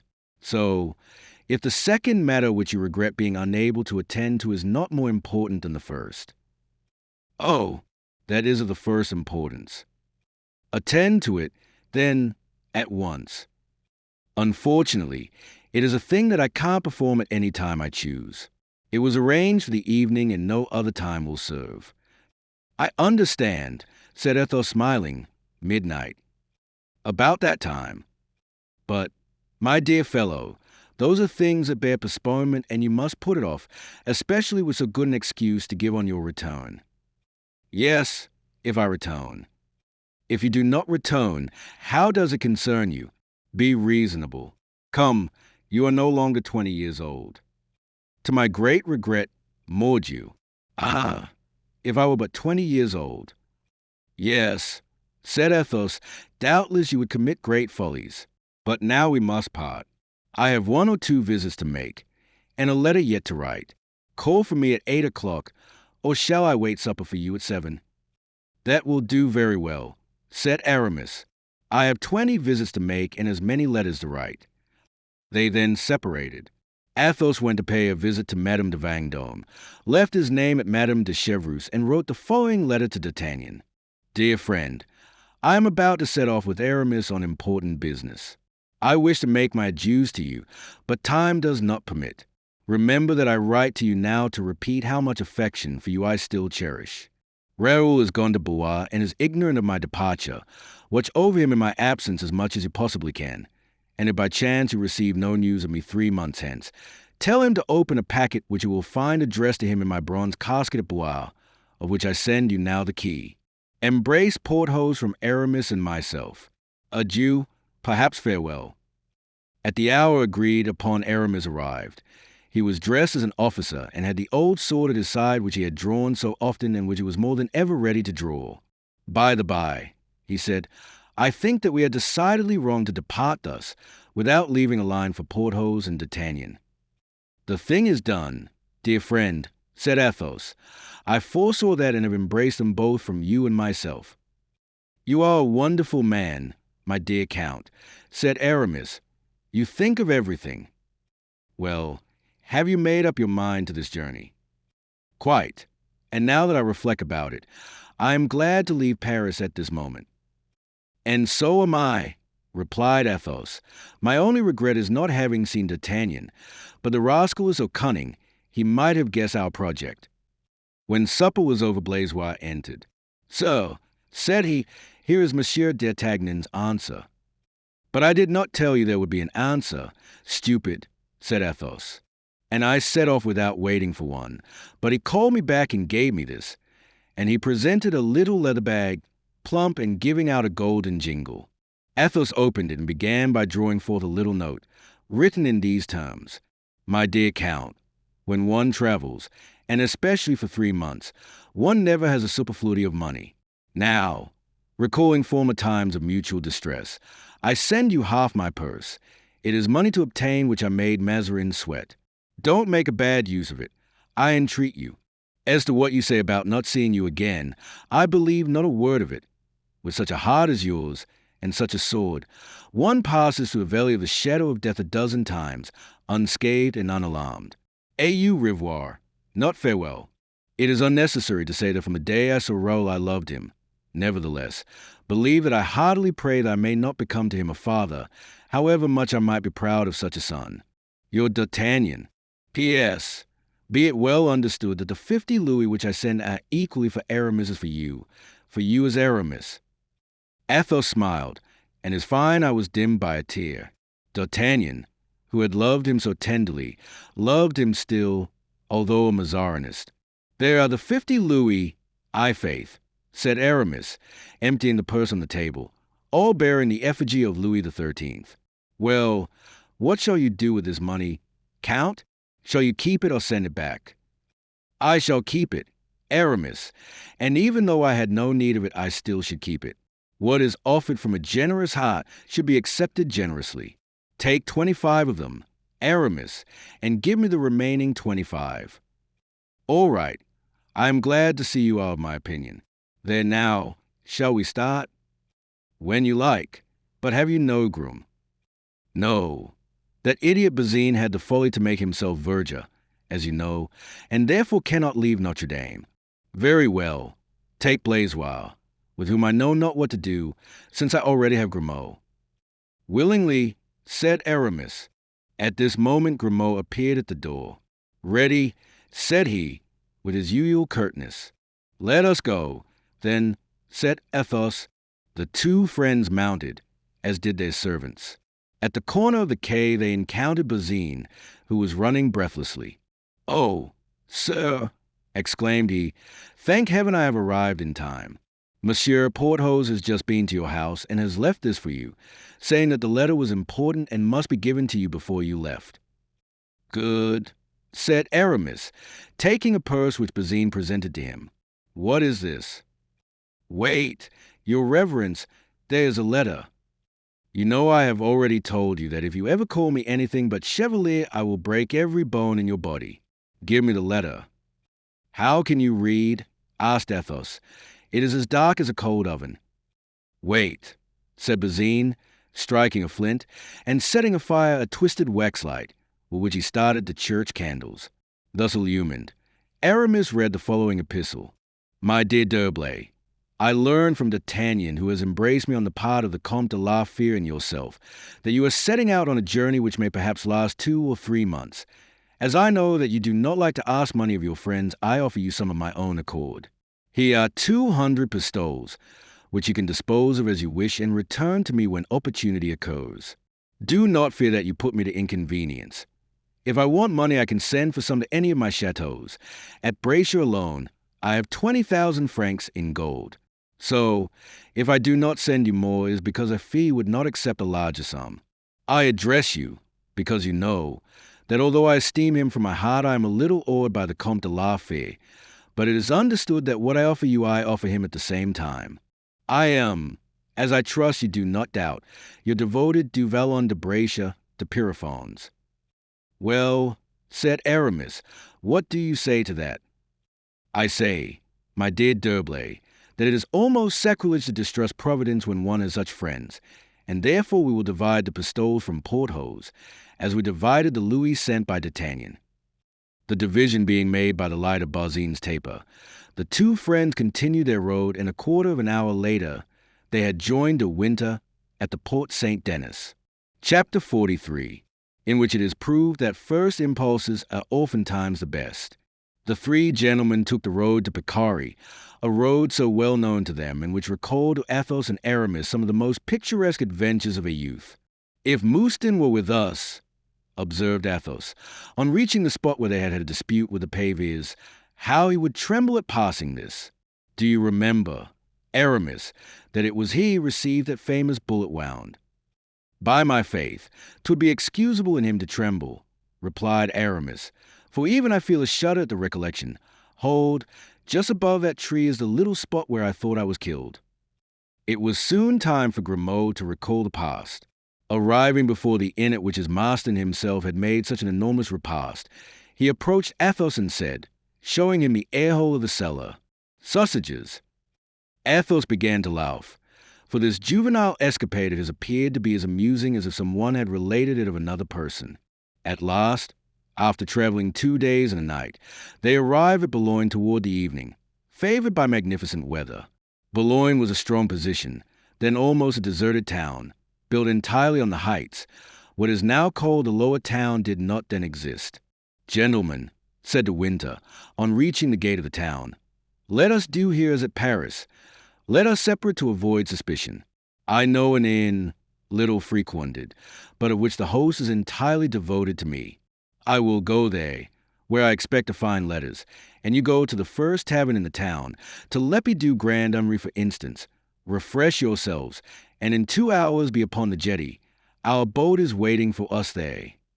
The matter being thus decided, the two friends found, about 200 paces further, the tavern indicated. Their horses were fed, but not unsaddled. The groom supped, for it was already late, and their two masters, impatient to return, appointed a place of meeting with them on the jetty, and desired them on no account to exchange a word with anyone. It is needless to say that this caution concerned Blaisois alone, long enough since it had been a useless one to Grimaud. Athos and Aramis walked down toward the port. From their dress, covered with dust, and from a certain easy manner by means of which a man accustomed to travel is always recognizable, the two friends excited the attention of a few promenaders. There was more especially one upon whom their arrival had produced a decided impression. This man, whom they had noticed from the first for the same reason they had themselves been remarked by others, was walking in a listless way up and down the jetty. From the moment he perceived them, he did not cease to look at them, and seemed to burn with the wish to speak to them. On reaching the jetty, Athos and Aramis stopped to look at a little boat made fast to a pile and ready rigged, as if waiting to start. "That is doubtless our boat," said Athos. "Yes," replied Aramis, "and the sloop out there making ready to sail must be that which is to take us to our destination. Now," continued he, "if only De Winter does not keep us waiting. It is not at all amusing here. There is not a single woman passing." "Hush," said Athos, "we are overheard." In truth, the walker, who, during the observations of the two friends, had passed and repassed behind them several times, stopped at the name of De Winter, but as his face betrayed no emotion at mention of this name, it might have been by chance he stood so still. "Gentlemen," said the man, who was young and pale, bowing with ease and courtesy, "pardon my curiosity, but I see you come from Paris, or at least that you are strangers at Boulogne." "We come from Paris, yes," replied Athos, with the same courtesy. "What is there we can do for you?" "So," said the young man, "will you be so good as to tell me if it be true that Cardinal Mazarin is no longer minister?" "That is a strange question," said Aramis. "He is and he is not," replied Athos. "That is to say, He is dismissed by one half of France, but by intrigues and promises he makes the other half sustain him. You will perceive that this may last a long time. However, sir, said the stranger, he has neither fled nor is in prison. No, sir, not at this moment at least. Sirs, accept my thanks for your politeness, said the young man, retreating. What do you think of that interrogator? Asked Aramis. I think he is either a dull provincial person or a spy in search of information. And you replied to him with that notion. Nothing warranted me to answer him otherwise. He was polite to me, and I was so to him. But if he be a spy, what do you think a spy would be about here? We are not living in the time of Cardinal Richelieu, who would have closed the ports on bare suspicion. It matters not. You were wrong to reply to him as you did, continued Aramis, following with his eyes the young man, now vanishing behind the cliffs. And you, said Athos, you forget that you committed a very different kind of imprudence in pronouncing Lord de Winter's name. Did you not see that at that name the young man stopped? More reason, then, when he spoke to you, for sending him about his business. A quarrel? Asked Athos. And since when have you become afraid of a quarrel? I am always afraid of a quarrel when I'm expected at any place, and when such a quarrel might possibly prevent my reaching it. Besides, let me own something to you. I am anxious to see that young man nearer. And wherefore? Aramis, you will certainly laugh at me. You will say that I'm always repeating the same thing. You will call me the most timorous of visionaries. But to whom do you see a resemblance in that young man? In beauty or on the contrary? Asked Aramis, laughing. In ugliness, in so far as a man can resemble a woman. Ah, egad, cried Aramis, you set me thinking. No, in truth you are no visionary, my dear friend, and now I think of it, yes, faith, you're right, those delicate, yet firm-set lips, those eyes which seem always at the command of the intellect and never of the heart. Yes, it is one of Milady's bastards. You laugh, Aramis. From habit, that is all. I swear to you, I like no better than yourself to meet that viper in my path. Ah, here is de Winter coming, said Athos. Good. One thing now is only a wanting, and that is, that our groom should not keep us waiting. No, said Athos. I see them about 20 paces behind, my lord. I recognize Grimaud by his long legs and his determined slouch. Tony carries our muskets. Then we set sail tonight, asked Aramis, glancing toward the west, where the sun had left a single golden cloud, which, dipping into the ocean, appeared by degrees to be extinguished. Probably, said Athos. Diable, resumed Aramis, I have little fancy for the sea by day, still less at night.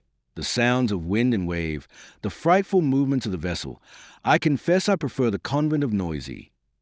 Athos smiled sadly, for it was evident that he was thinking of other things as he listened to his friend and moved toward de Winter. What ails our friend? Said Aramis. He resembles one of Dante's damned, whose neck Apollyon has dislocated and who are ever looking at their heels. What the devil makes him glower thus behind him? When de Winter perceived them, in his turn he advanced toward them with surprising rapidity. What is the matter, my lord? Said Athos, and what puts you out of breath thus? Nothing, replied de Winter. Nothing, and yet in passing the heights it seemed to me. And he again turned round. Athos glanced at Aramis. But let us go, continued de Winter. Let us be off. The boat must be waiting for us, and there's our sloop at anchor. Do you see it there? I wish I were on board already. And he looked back again. He has seen him, said Athos, in a low tone, to Aramis. They had reached the ladder which led to the boat. De Winter made the grooms who carried the arms and the porters with the luggage descend first, and was about to follow them. At this moment Athos perceived a man walking on the seashore parallel to the jetty, and hastening his steps, as if to reach the other side of the port, scarcely 20 steps from the place of embarking. He fancied in the darkness that he recognized the young man who had questioned him. Athos now descended the ladder in his tone, without losing sight of the young man. The latter, to make a short cut, had appeared on a sluice. He certainly bodes us no good, said Athos, "but let us embark. Once out at sea, let him come." And Athos sprang into the boat, which was immediately pushed off and which soon sped seawards under the efforts of 4 stalwart rowers. But the young man had begun to follow, or rather to advance before the boat. She was obliged to pass between the point of the jetty, surmounted by a beacon just lighted, and a rock which jutted out. They saw him in the distance climbing the rock in order to look down upon the boat as it passed. But, said Aramis, that young fellow is decidedly a spy." "Which is the young man?" asked De Winter, turning around. "He who followed us and spoke to us awaits us there. Behold." De Winter turned and followed the direction of Aramis's finger. The beacon bath would light the little strait through which they were about to pass in the rock, where the young man stood with bare head and crossed arms. "It is he!" exclaimed De Winter, seizing the arm of Athos. "It is he! I thought I recognized him, and I was not mistaken." "Whom do you mean?" asked Aramis. "Milady's son," replied Athos. "The monk?" exclaimed Grimaud. The young man heard these words and bent so forward over the rock that one might have supposed he was about to precipitate himself from it. "Yes, it is I, my uncle, I, the son of Milady, I, the monk, I, the secretary and friend of Cromwell. I know you now, both you and your companions." In that boat sat 3 men, unquestionably brave, whose courage no man would have dared dispute. Nevertheless, at that voice, that accent and those gestures, they felt a chill access of terror cramp their veins. As for Grimaud, his hair stood on end and drops of sweat ran down his brow. "I," exclaimed Aramis, "that is the nephew, the monk, and the son of Milady, as he says himself." "Alas, yes," murmured De Winter. "Then wait," said Aramis, and with the terrible coolness which on important occasions he showed, he took one of the muskets from Tony, shouldered and aimed it at the young man, who stood, like the accusing angel, upon the rock. "Fire!" cried Grimaud, unconsciously. Athos threw himself on the muzzle of the gun and arrested the shot which was about to be fired. "The devil take you," said Aramis. "I had him so well at the point of my gun I should have sent a ball into his breast." "It is enough to have killed the mother," said Athos, hoarsely. "The mother was a wretch who struck at us all and at those dear to us." "Yes, but the son has done us no harm." Grimaud, who had risen to watch the effect of the shot, fell back hopeless, wringing his hands. The young man burst into a laugh. "Ah, it is certainly you," he cried. "I know you even better now." His mocking laugh and threatening words passed over their heads, carried by the breeze, until lost in the depths of the horizon. Aramis shuddered. "Be calm," exclaimed Athos. "For heaven's sake, have we ceased to be men?" "No," said Aramis, "but that fellow is a fiend, and asked the uncle whether I was wrong to rid him of his dear nephew." De Winter only replied by a groan. "It was all up with him," continued Aramis. "I much fear that with all your wisdom such mercy yet will prove supernal folly." Athos took Lord de Winter's hand, and tried to turn the conversation. "When shall we land in England?" he asked. But De Winter seemed not to hear his words and made no reply. "Hold, Athos," said Aramis. "Perhaps there is yet time. See if he is still in the same place." Athos turned around with an effort. The sight of the young man was evidently painful to him, and there he still was. In fact, on the rock, the beacon shedding around him, as it were, a doubtful aureole. "Decidedly, Aramis," said Athos, "I think I was wrong not to let you fire." "Hold your tongue," replied Aramis. "You would make me weep if such a thing were possible." At this moment they were hailed by a voice from the sloop, and a few seconds later men, servants, and baggage were aboard. The captain was only waiting for his passengers. Hardly had they put foot on deck ere her head was turned towards Hastings, where they were to disembark.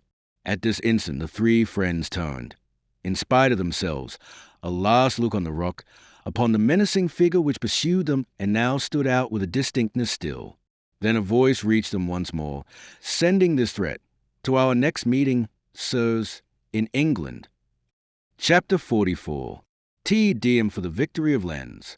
The bustle which had been observed by Henrietta Maria and for which he had vainly sought to discover a reason was occasioned by the Battle of Lens, announced by the prince's messenger, the Duc de Chatillon, who had taken such a noble part in the engagement.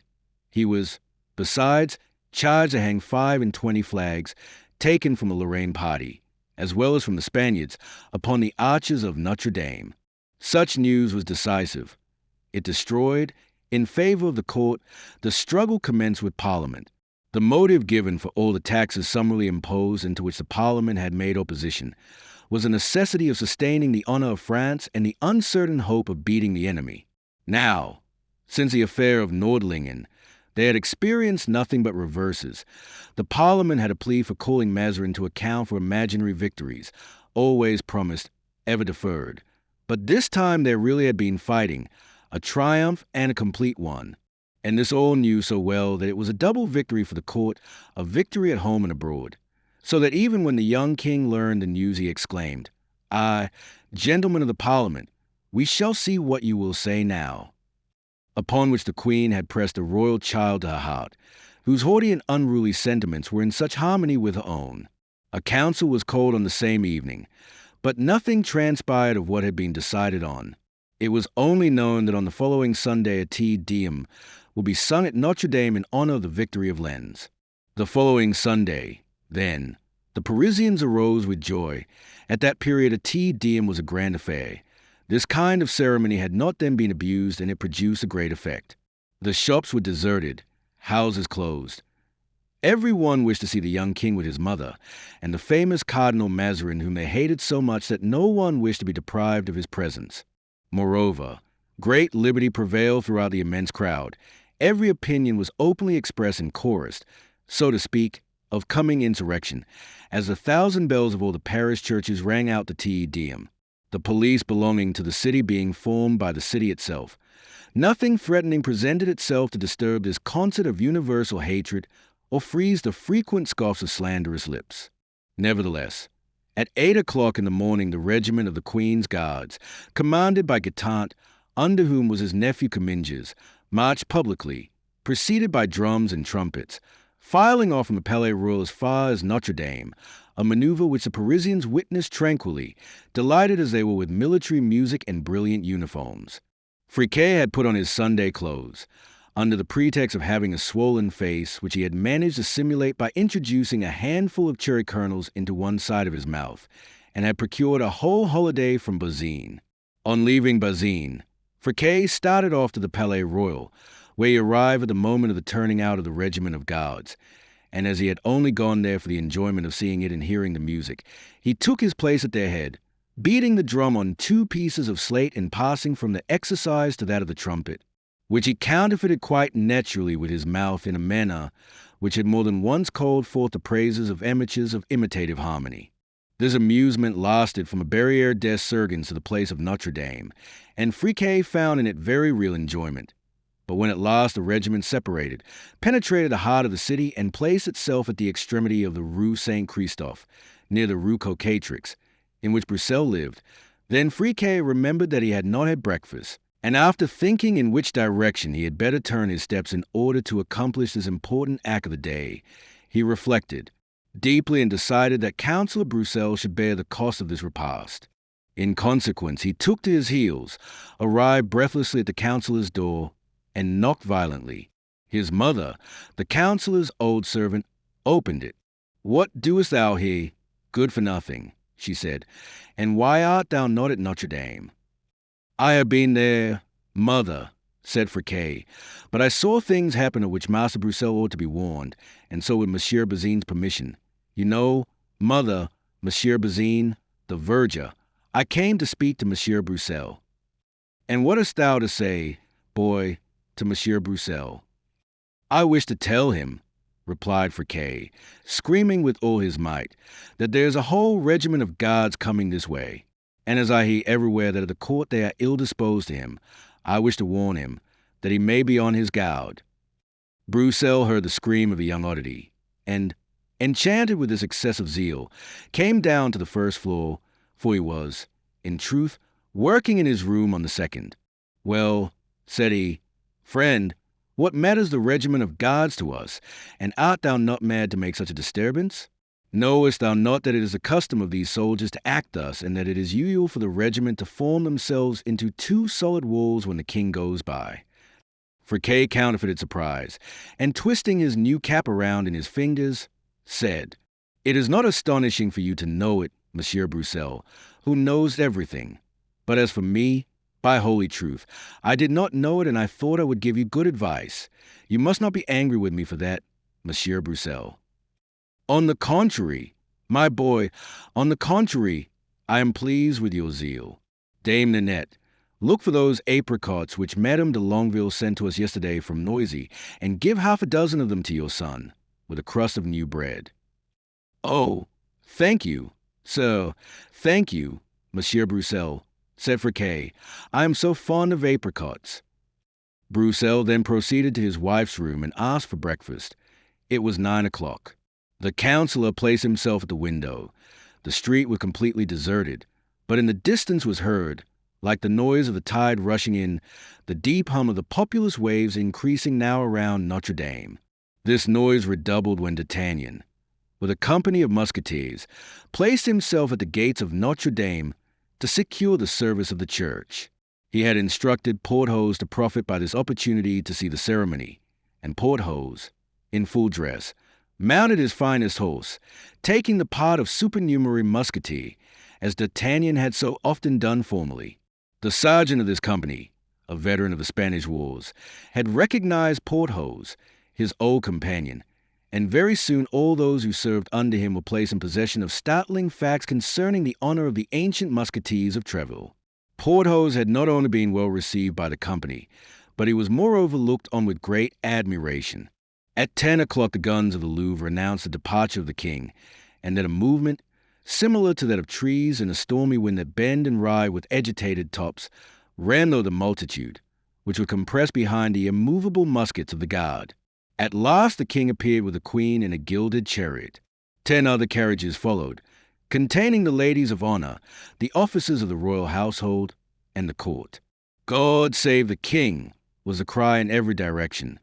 The young monarch gravely put his head out of the window, looked sufficiently grateful and even bowed, at which the cries of the multitude were renewed. Just as the court was settling down in the cathedral, a carriage, bearing the arms of Comminges, quitted the line of the court carriages and proceeded slowly to the end of the Rue Saint-Christophe, now entirely deserted. When it arrived there, for guards and police officer, who accompanied it, mounted into the heavy machine and closed the shutters. Then, through an opening cautiously made, the policeman began to watch the length of the Rue Cocatrix, as if he was waiting for someone. All the world was occupied with the ceremony, so that neither the chariot nor the precautions taken by those who were within had been observed. Friquet, whose eye, ever on the alert, could alone have discovered them, had gone to devour his apricots upon the entablature of a house in the square of Notre Dame. Thence he saw the king, the queen, and Monsieur Mazarin, and heard the mass as well as if he had been on duty. Toward the end of the service, the queen, seeing Comminges standing near her, waiting for a confirmation of the order she had given him before quitting the Louvre, said in a whisper, "Go, Comminges, and may God aid you." Comminges immediately left the church and entered the Rue Saint-Christophe. Friquet, seeing this fine officer thus walk away, followed by 2 guards, amused himself by pursuing them, and did this so much the more gladly as the ceremony ended at that instant, and the king remounted his carriage. Hardly had the police officer observed Comminges at the end of the Rue Cocatrix when he said one word to the coachman, who at once put his vehicle into motion and drove up before Broussel's door. Comminges knocked at the door at the same moment, and Friquet was waiting behind Comminges until the door should be opened. "What dost thou there, rascal?" asked Comminges. "I want to go into Master Broussel's house, Captain," replied Friquet, in that wheedling way the gamins of Paris know so well how to assume when necessary. "And on what floor does he live?" asked Comminges. "In the whole house," said Friquet. "The house belongs to him. He occupies the 2nd floor when he works and descends to the 1st to take his meals. He must be at dinner now. It is noon." "Good," said Comminges. At this moment the door was opened, and having questioned the servant, the officer learned that Master Broussel was at home and at dinner. Broussel was seated at the table with his family, having his wife opposite to him, his 2 daughters by his side, and his son, Louviers, whom we have already seen when the accident happened to the councillor, an accident from which he had quite recovered. At the bottom of the table, the worthy man, restored to perfect health, was tasting the fine fruit which Madame de Longueville had sent to him. At sight of the officer, Broussel was somewhat moved, but seeing him bow politely, he rose and bowed also. Still, in spite of this reciprocal politeness, the countenances of the women betrayed a certain amount of uneasiness. Louviers became very pale and waited impatiently for the officer to explain himself. "Sir," said Comminges, "I am the bearer of an order from the king." "Very well, sir," replied Broussel. "What is this order?" And he held out his hand. "I am commissioned to seize your person, sir," said Comminges, in the same tone and with the same politeness. "And if you will believe me, you had better spare yourself the trouble of reading that long letter and follow me." A thunderbolt falling in the midst of these good people, so peacefully assembled they, would not have produced a more appalling effect. It was a horrible thing at that period to be imprisoned by the enmity of the king. Louviers sprang forward to snatch his sword, which stood against a chair in a corner of the room, but a glance from the worthy Broussel, who in the midst of it all did not lose his presence of mind, checked this foolhardy action of despair. Madame Broussel, separated by the width of a table from her husband, burst into tears, and the young girls clung to their father's arms. "Come, sir," said Comminges, "make haste. You must obey the king." "Sir," said Broussel, "I am in bad health and cannot give myself up a prisoner in this state. I must have time." "It is impossible," said Comminges. "The order is strict and must be put into execution this instant." "Impossible," said Louviers. "Sir, beware of driving us to despair." "Impossible," cried a shrill voice from the end of the room. Comminges turned and saw Dame Nanette, her eyes flashing with anger and a broom in her hand. "My good Nanette, be quiet, I beseech you," said Broussel. "Me, keep quiet while my master is being arrested. He, the support, the liberator, the father of the people. Ah, well, yes, you have to know me yet. Are you going?" added she to Comminges. The latter smiled. "Come, sir," said he, addressing Broussel, "silence that woman and follow me." "Silence me? Me, said Nanette. "Ah, yet one wants and one besides you for that, my fine king's cockatoo. You shall see." And Dame Nanette sprang to the window, threw it open, and in such a piercing voice that it might have been heard in the square of Notre Dame. "Help!" she screamed. "My master is being arrested. The Councillor Broussel is being arrested. Help!" "So," said Comminges, "declare yourself at once. Will you obey, or do you intend to rebel against the king?" I obey, sir," cried Broussel, trying to disengage himself from the grasp of his 2 daughters and by a look restrain his son, who seemed determined to dispute authority.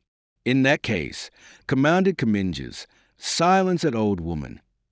"Ah, old woman!" screamed Nanette, and she began to shriek more loudly, clinging to the bars of the window. "Help! Help! For Master Broussel, who is arrested because he has defended the people. Help!" Comminges seized the servant around the waist and would have dragged her from a post, but at that instant a treble voice, proceeding from a kind of entresol, was heard screeching. "Murder! Fire! Assassins! Master Broussel is being killed! Master Broussel is being strangled!" It was Friquet's voice, and Dame Nanette, feeling herself supported, recommenced with all her strength to sound her shrilly squawk. Many curious faces had already appeared at the windows, and the people attracted to the end of the street began to run, first men, then groups, and then a crowd of people. Hearing cries and seeing a chariot, they could not understand it. But Friquet sprang from the entresol onto the top of the carriage. "They want to arrest Master Broussel," he cried. "The guards are in the carriage, and the officer is upstairs." The crowd began to murmur and approach the house. The 2 guards who had remained in the lane mounted to the aid of Comminges. Those who were in the chariot opened the doors and presented arms. "Don't you see them?" cried Friquet. "Don't you see? There they are." The coachman, turning around, gave Friquet a slash with his whip, which made him scream with pain. "Ah, devil's coachman," cried Friquet, "you're meddling too. Wait." And regaining his entresol, he overwhelmed the coachman with every projectile he could lay hands on. The tumult now began to increase. The street was not able to contain the spectators who assembled from every direction. The crowd invaded the space which the dreaded pikes of the guards had till then kept clear between them and the carriage. The soldiers, pushed back by these living wolves, were in danger of being crushed against the spokes of the wheels and the panels of the carriages. The cries which the police officer repeated 20 times, "In the king's name," were powerless against this formidable multitude, seemed, on the contrary, to exasperate it still more, when, at the shout, "In the name of the king," an officer ran up, and seeing the uniforms ill-treated, he sprang into the scuffle sword in hand and brought unexpected help to the guards. This gentleman was a young man, scarcely 16 years of age, now white with anger. He leaped from his charger, placed his back against the shaft of the carriage, making a rampart of his horse, drew his pistols from their holsters and fastened them to his belt, and began to fight with the back sword, like a man accustomed to the handling of his weapon. During 10 minutes he alone kept the crowd at bay. At last Comminges appeared, pushing Broussel before him. "Let us break the carriage," cried the people. "In the king's name," cried Comminges. "The first who advances is a dead man," cried Raoul, for it was in fact he who, feeling himself pressed and almost crushed by a gigantic citizen, pricked him with the point of his sword and sent him howling back. Comminges, so to speak, threw Broussel into the carriage and sprang in after him. At this moment a shot was fired, and a ball passed through the hat of Comminges and broke the arm of one of the guards. Comminges looked up and saw amidst the smoke the threatening face of Louvieres appearing at the window of the second floor. "Very well, sir," said Comminges, "you shall hear of this anon." "And you of me, sir," said Louvieres, "and we shall see then who can speak the loudest." Friquet and Nanette continued to shout.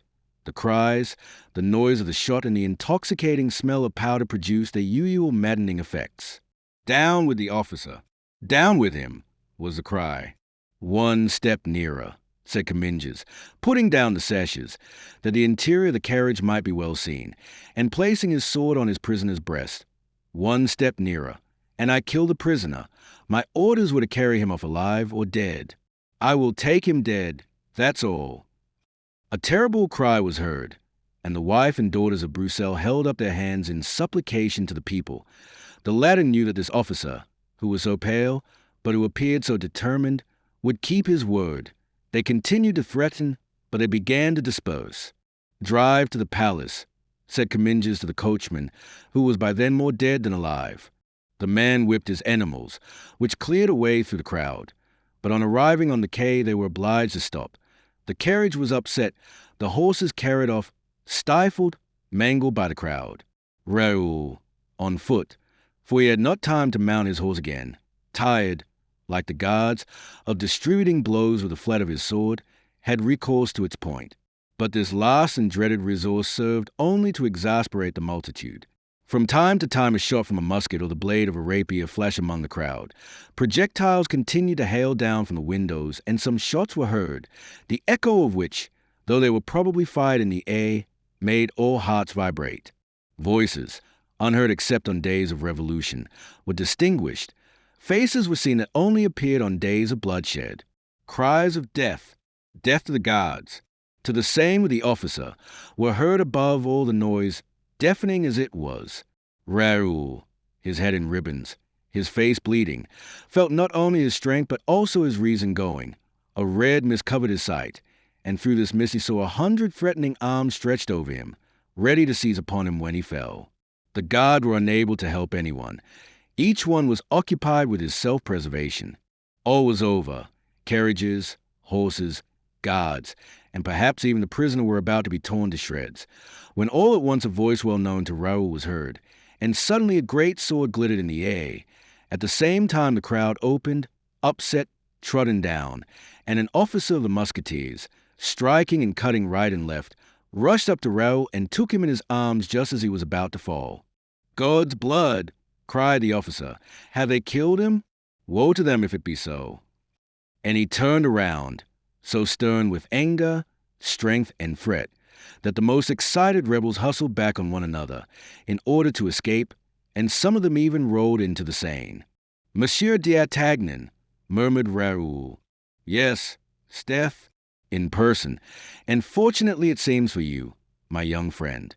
Come on, here, you others," he continued, rising in his stirrups, raising his sword, and addressing those musketeers who had not been able to follow his rapid onslaught. "Come, sweep away all that for me. Shoulder muskets, present arms, aim." At this command, the mountain of populace thinned so suddenly that D'Artagnan could not repress a burst of Homeric laughter. "Thank you, D'Artagnan," said Comminges, showing half of his body through the window of the broken vehicle. "Thanks, my young friend. Your name, that I may mention it to the Queen." Raoul was about to reply when D'Artagnan bent down to his ear. "Hold your tongue," said he, "and let me answer. Do not lose time, Comminges," he continued. "Get out of the carriage if you can and make another draw up. Be quick, or in 5 minutes the mob will be on us again with swords and muskets, and you will be killed. Hold!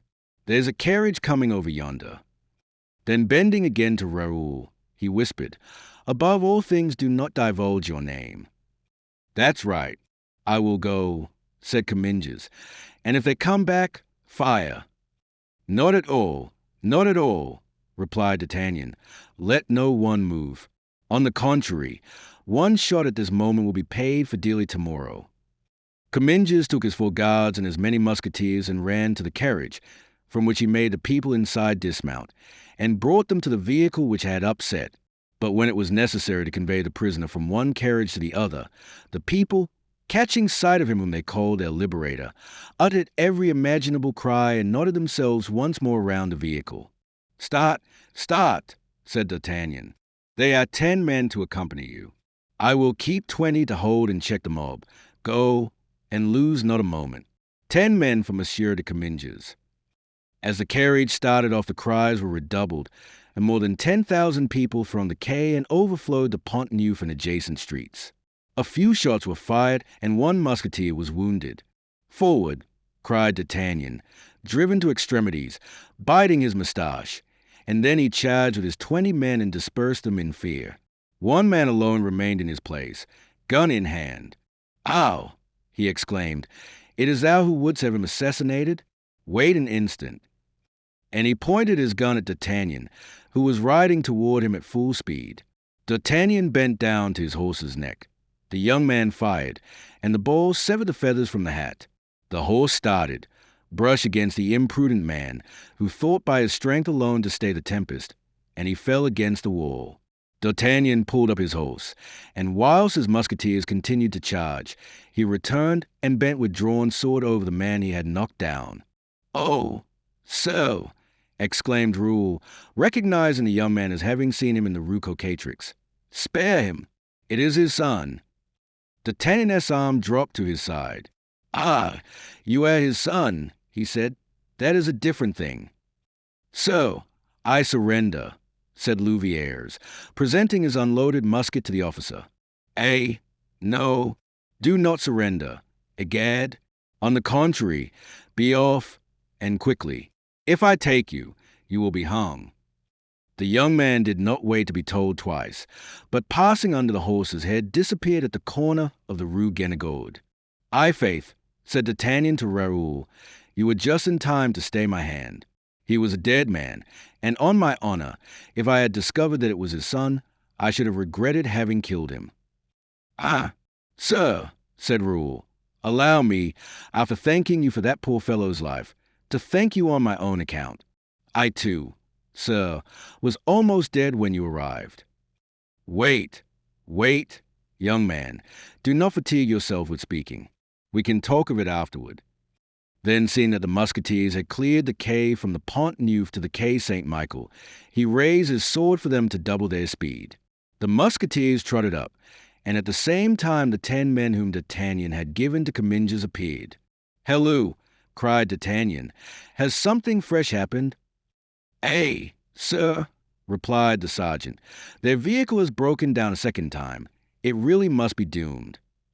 They are bad managers, said D'Artagnan, shrugging his shoulders. When a carriage is chosen, it ought to be strong. The carriage in which a Broussel is to be arrested ought to be able to bear 10,000 men. What are your commands, Lieutenant? Take the detachment and conduct him to his place. But you will be left alone. Certainly. So you suppose I have need of an escort? Go. The Musketeers set off, and D'Artagnan was left alone with Raoul. Now, he said, are you in pain? Yes, my head is not only swimming but burning. What's the matter with his head? Said D'Artagnan, raising the battered hat. A bruise. Yes, I think I received a flower pot upon my head. Brutes, said D'Artagnan. But were you not on horseback? You have spurs?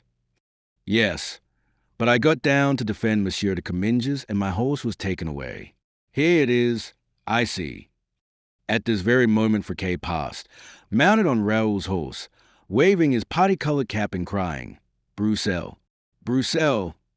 Halloo, stop, rascal, cried D'Artagnan. Bring hither that horse. Friquet heard perfectly, but he pretended not to do so and tried to continue his road. D'Artagnan felt inclined for an instant to pursue Master Friquet, but not wishing to leave Raoul alone, he contented himself with taking a pistol from the holster and cocking it. Friquet had a quick eye and a fine ear. He saw D'Artagnan's movement, heard the sound of the click, and stopped at once. Ah, it is you, your honor, he said, advancing toward D'Artagnan, and I am truly pleased to meet you. D'Artagnan looked attentively at Friquet and recognized the little chorister of the Rue de la Calandre. Ah, 'tis thou, rascal, said he. Come here, so thou hast changed thy trade. Thou art no longer choir boy nor tavern boy. Thou hast become a horse stealer. Ah, your honor, how can you say so? Exclaimed Friquet. I was seeking the gentleman to whom this horse belongs, an officer, brave and handsome as a youthful Caesar. Then, pretending to see Raoul for the first time. Ah, but if I mistake not, continued he, here he is. You won't forget the boy, sir. Raoul put his hand in his pocket. What are you about? Asked D'Artagnan. To give 10 francs to this honest fellow, replied Raoul, taking a pistole from his pocket. 10 kicks on his back, said D'Artagnan. Be off, you little villain, and forget not that I have your address. Friquet, who did not expect to be let off so cheaply, bounded off like a gazelle up the quai of la Rue Dauphine, and disappeared. Raoul mounted his horse, and both leisurely took their way to the Rue Tiquetonne. D'Artagnan watched over the youth as if he had been his own son. They arrived without accident at the Hôtel de la Chevrette. The handsome Madeleine announced to D'Artagnan that Planchet had returned, bringing Mouston with him, who had heroically borne the extraction of the bowl and was as well as his state would permit. D'Artagnan desired Planchet to be summoned, but he had disappeared. Then bring some wine, said D'Artagnan. You are much pleased with yourself, said he to Raoul when they were alone. Are you not? Well, yes, replied Raoul. It seems to me I did my duty. I defended the king. And who told you to defend the king? The Comte de la Fère himself. Yes, the king. But today you have not fought for the king. You have fought for Mazarin, which is not quite the same thing. But you yourself? Oh, for me, that is another matter. I obey my captain's orders. As for you, your captain is a prince. Understand that rightly. You have no other. But has one ever seen such a wild fellow, continued he, making himself a Mazarinist and helping to arrest Broussel? Breathe not a word of that, or the Comte de la Fère will be furious. You think the Count will be angry with me? Think it? I'm certain of it. Were it not for that, I should thank you, for you have worked for us. However, I scold you instead of him, and in his place. The storm will blow over more easily, believe me.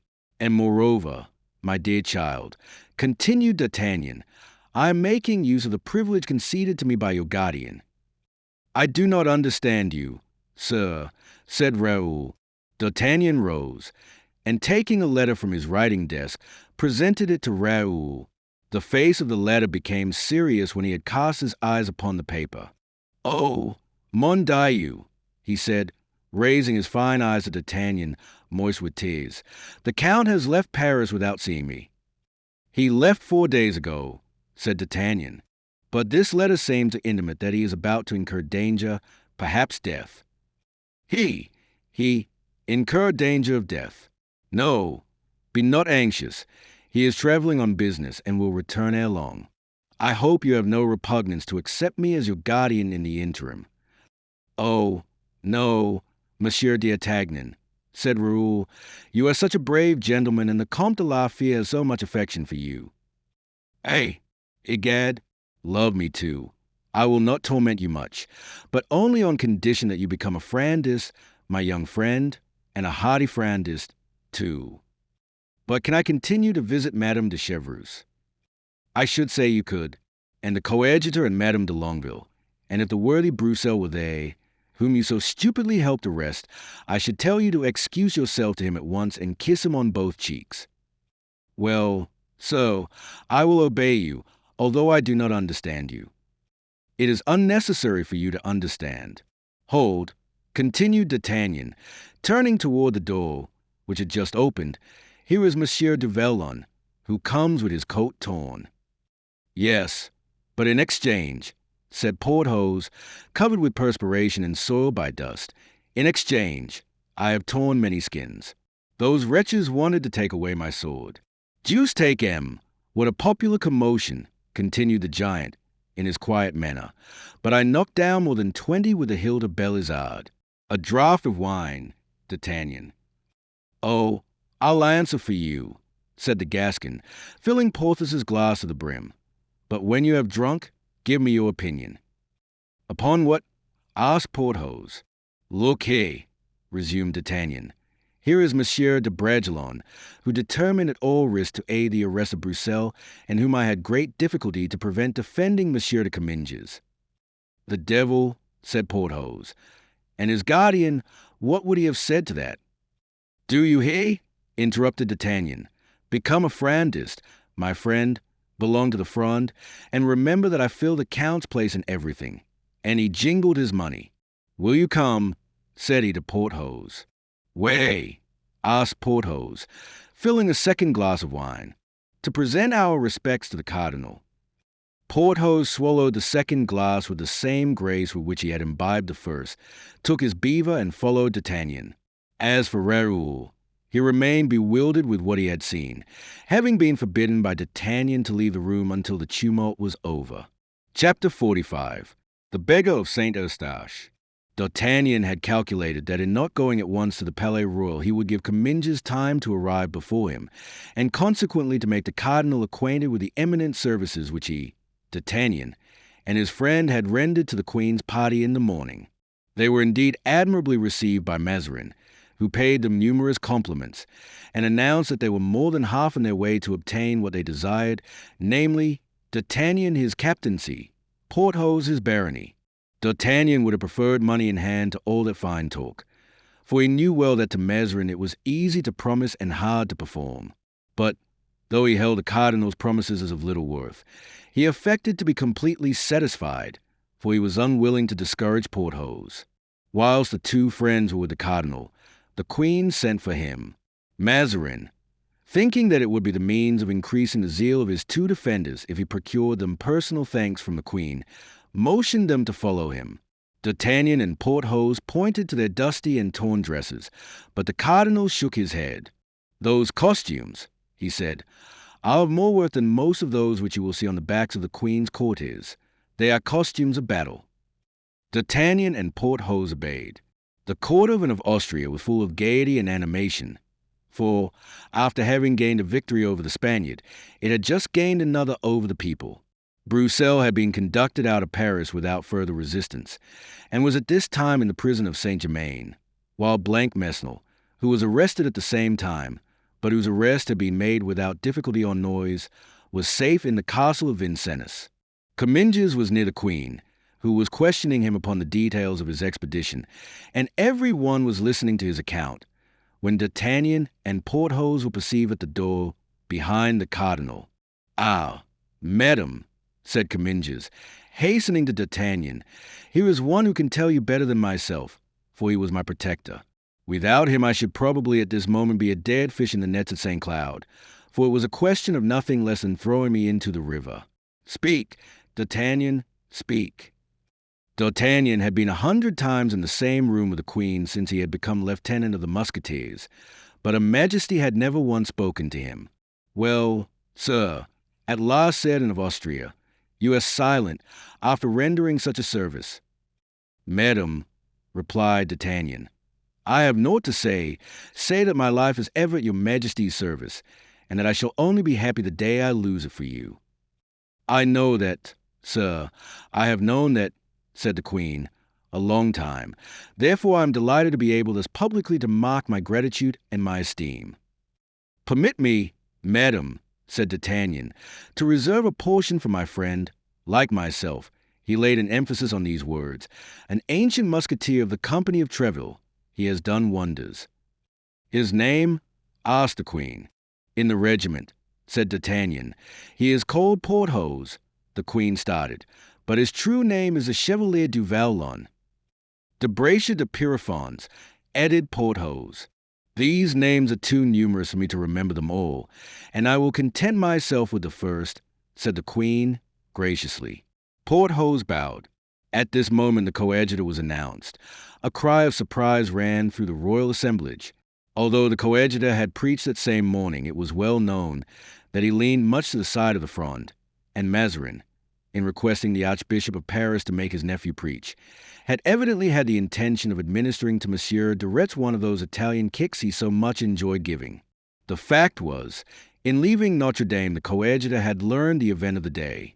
Although almost engaged to the leaders of the Fronde, he had not gone so far but that retreat was possible should the court offer him the advantages for which he was ambitious, and to which the coadjutorship was but a stepping stone.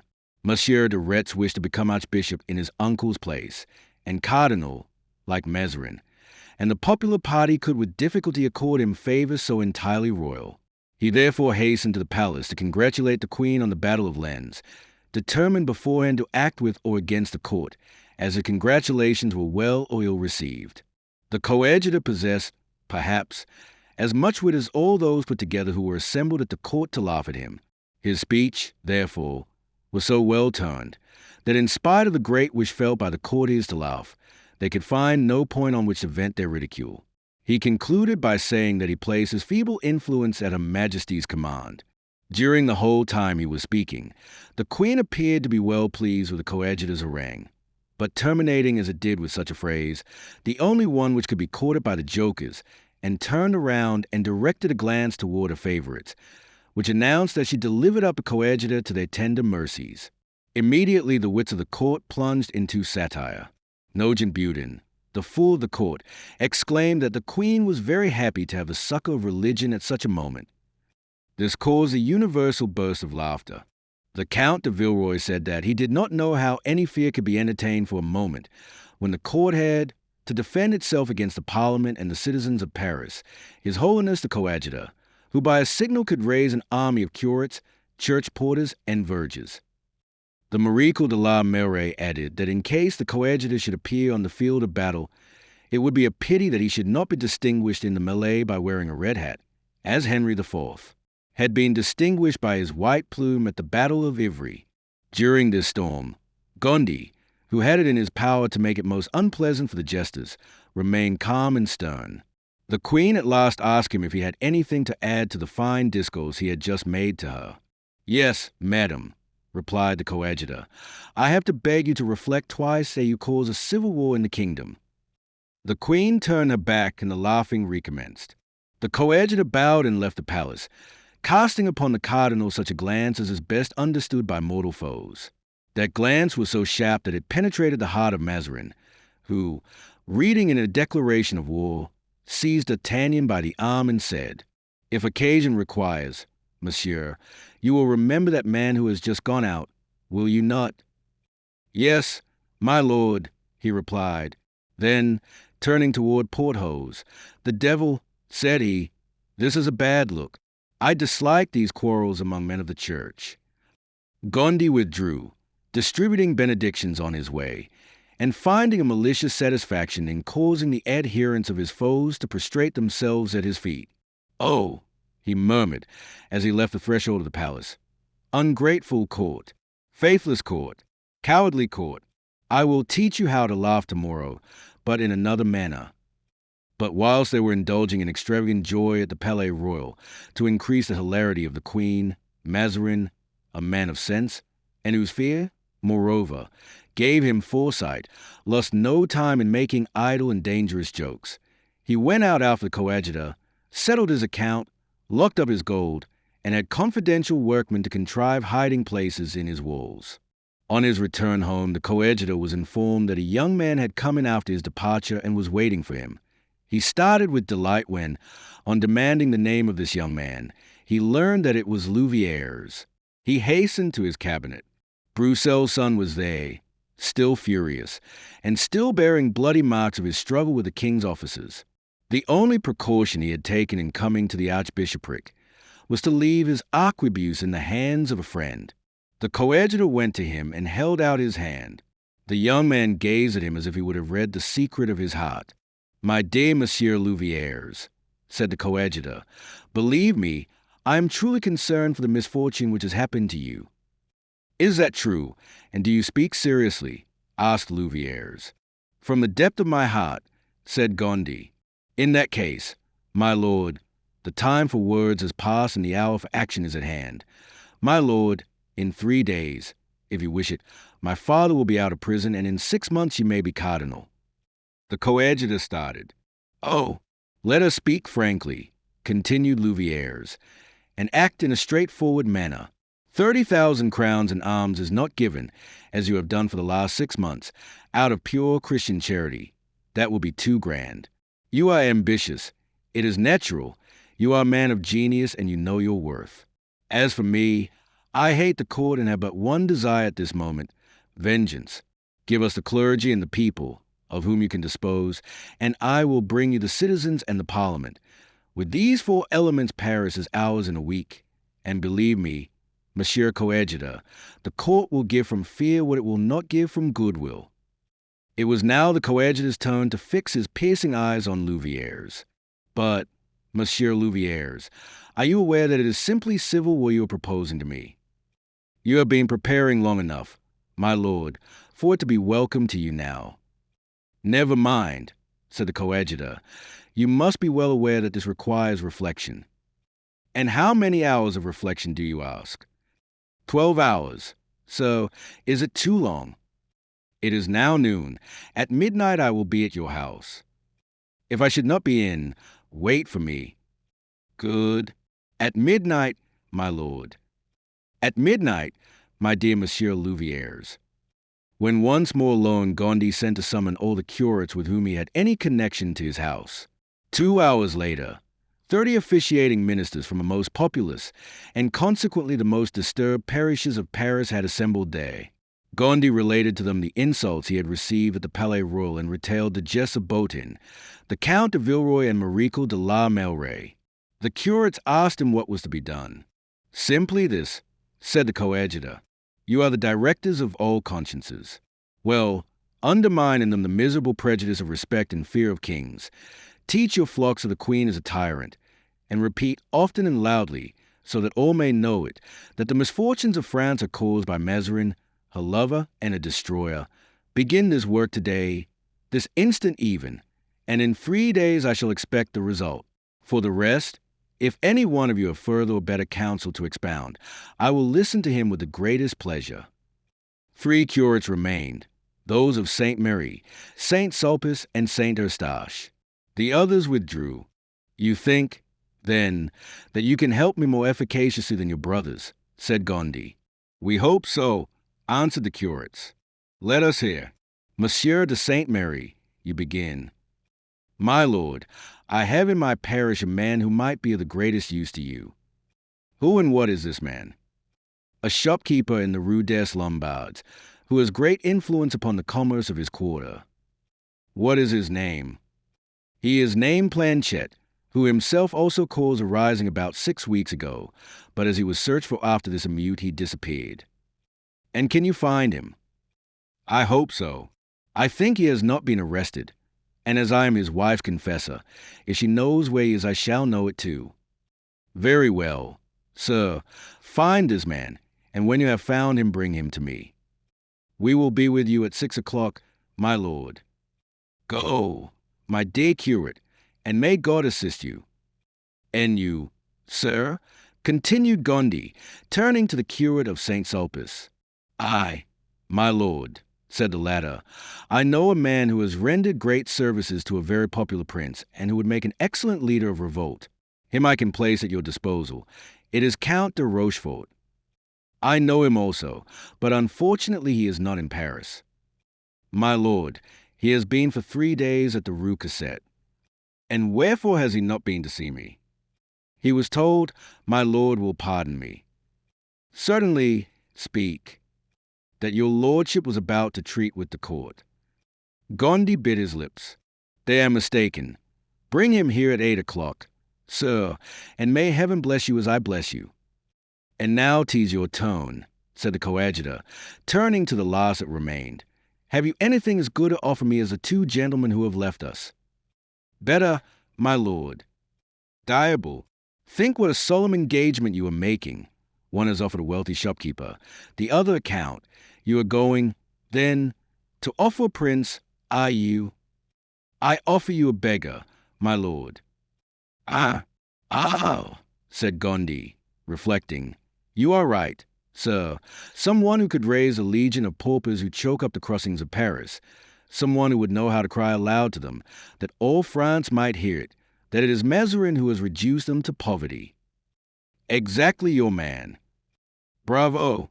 And the man?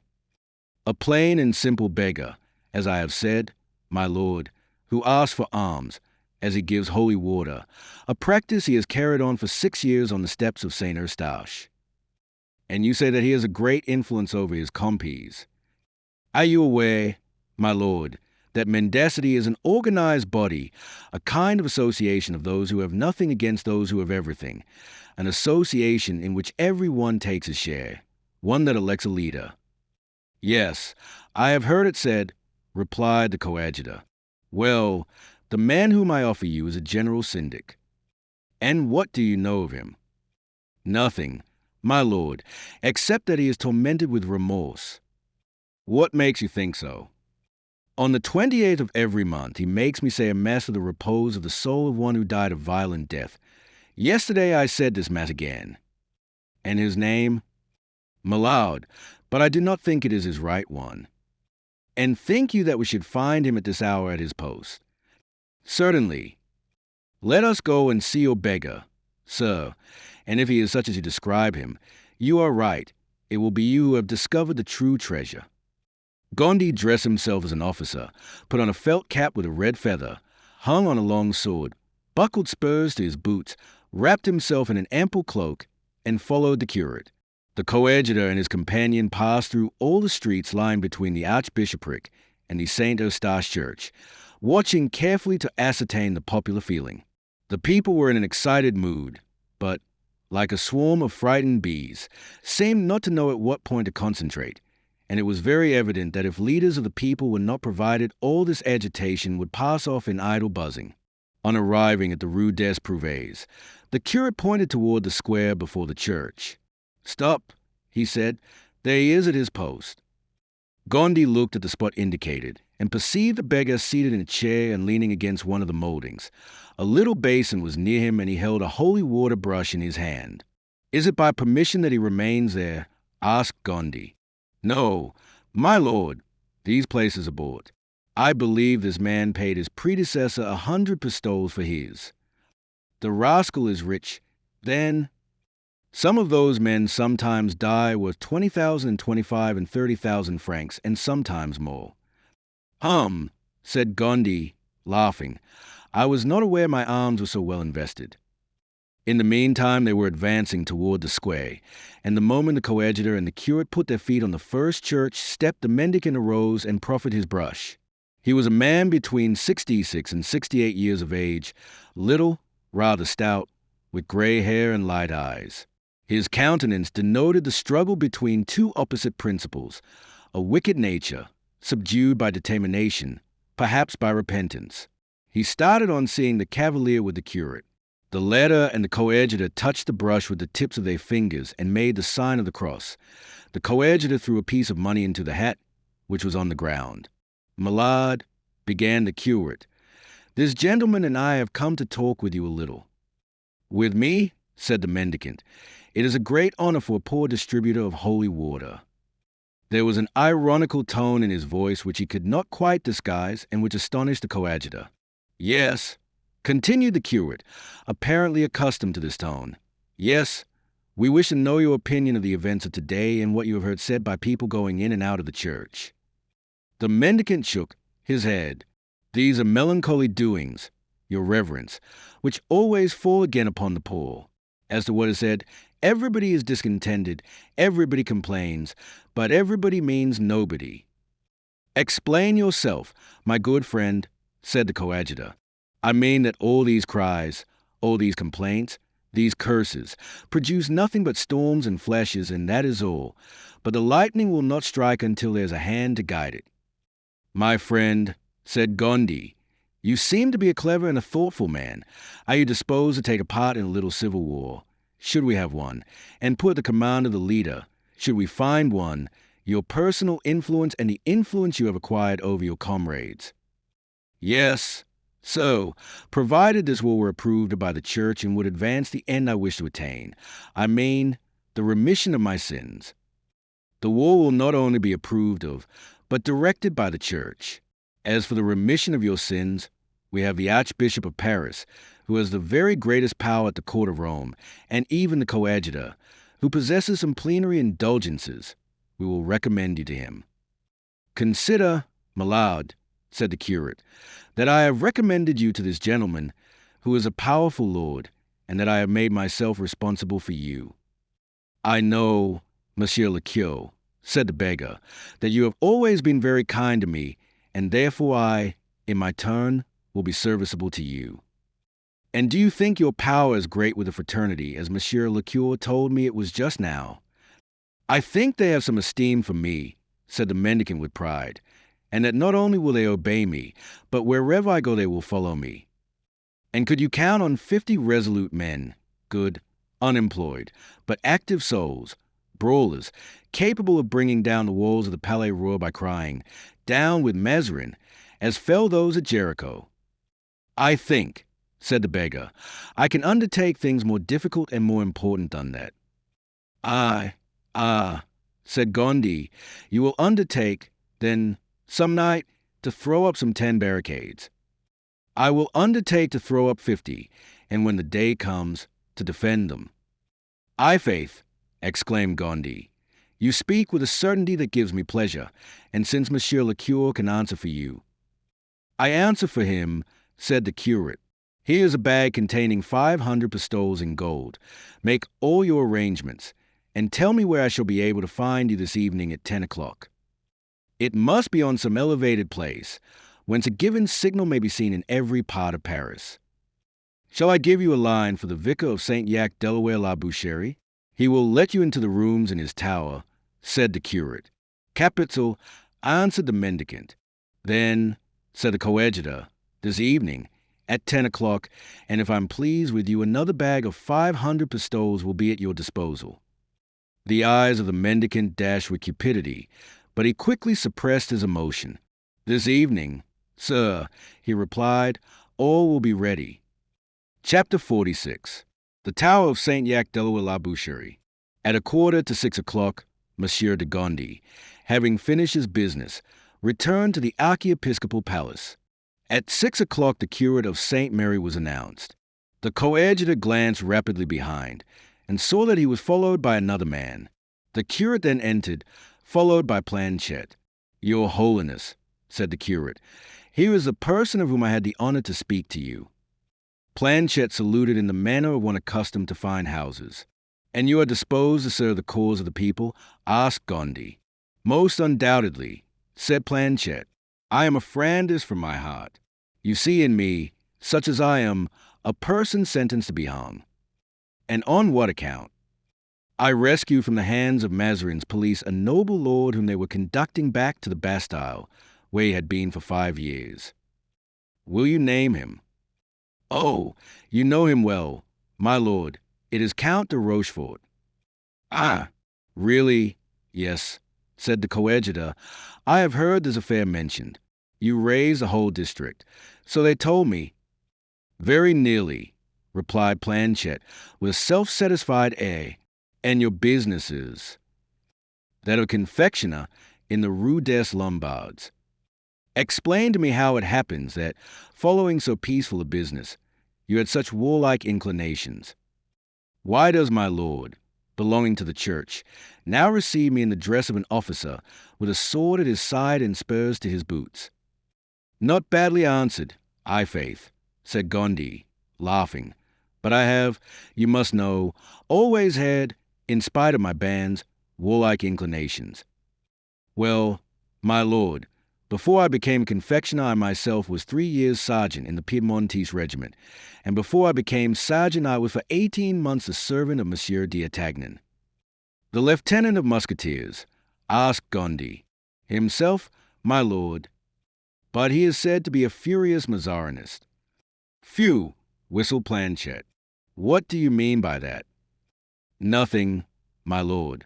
Monsieur d'Artagnan belongs to the service. Monsieur d'Artagnan makes it his business to defend the cardinal, who pays him, as much as we make it ours, we citizens, to attack him whom he robs. You are an intelligent fellow, my friend. Can we count upon you?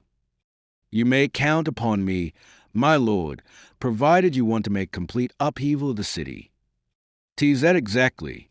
How many men, think you could collect together tonight? 200 muskets and 500 halberds. Let there be only one man in every district who can do as much, and by tomorrow we shall have quite a powerful army. Are you disposed to obey Count de Rochefort? I would follow him to hell, and that is saying not a little, as I believe him entirely capable of the descent. Bravo! By what sign tomorrow shall we be able to distinguish friends from foes? Every Frandist must put a knot of straw in his hat. Good. Give the watchword. Do you want money? Money never comes amiss at any time, my lord.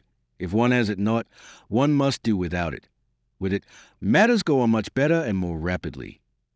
Gondy went to a box and drew forth a bag. Here are 500 pistoles, he said.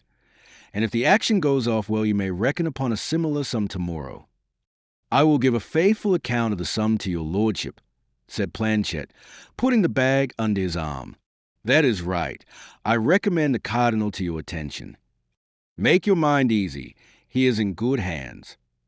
Planchet went out, the curate remaining for a moment. Are you satisfied, my lord? He asked. Yes. He appears to be a resolute fellow. Well, he will do more than he has promised. He will do wonders then. The curate rejoined Planchet, who was waiting for him on the stays. 10 minutes later, the curate of St. Sulpice was announced. As soon as the door of Gondy's study was opened, a man rushed in. It was the Count de Rochefort. "'Tis you, then, my dear Count," cried Gondy, offering his hand. "You have made up your mind at last, my lord," said Rochefort. "It has been made up a long time," said Gondy. "Let us say no more on the subject. You tell me so. I believe you. Well, we are going to give a ball to Mazarin." "I hope so." "And when will the dance begin?" "The invitations are given for this evening," said the coadjutor, "but the violins will not begin to play until tomorrow morning. You may reckon upon me and upon 50 soldiers which the Chevalier d'Humières has promised me whenever I need them." "Upon 50 soldiers?" "Yes.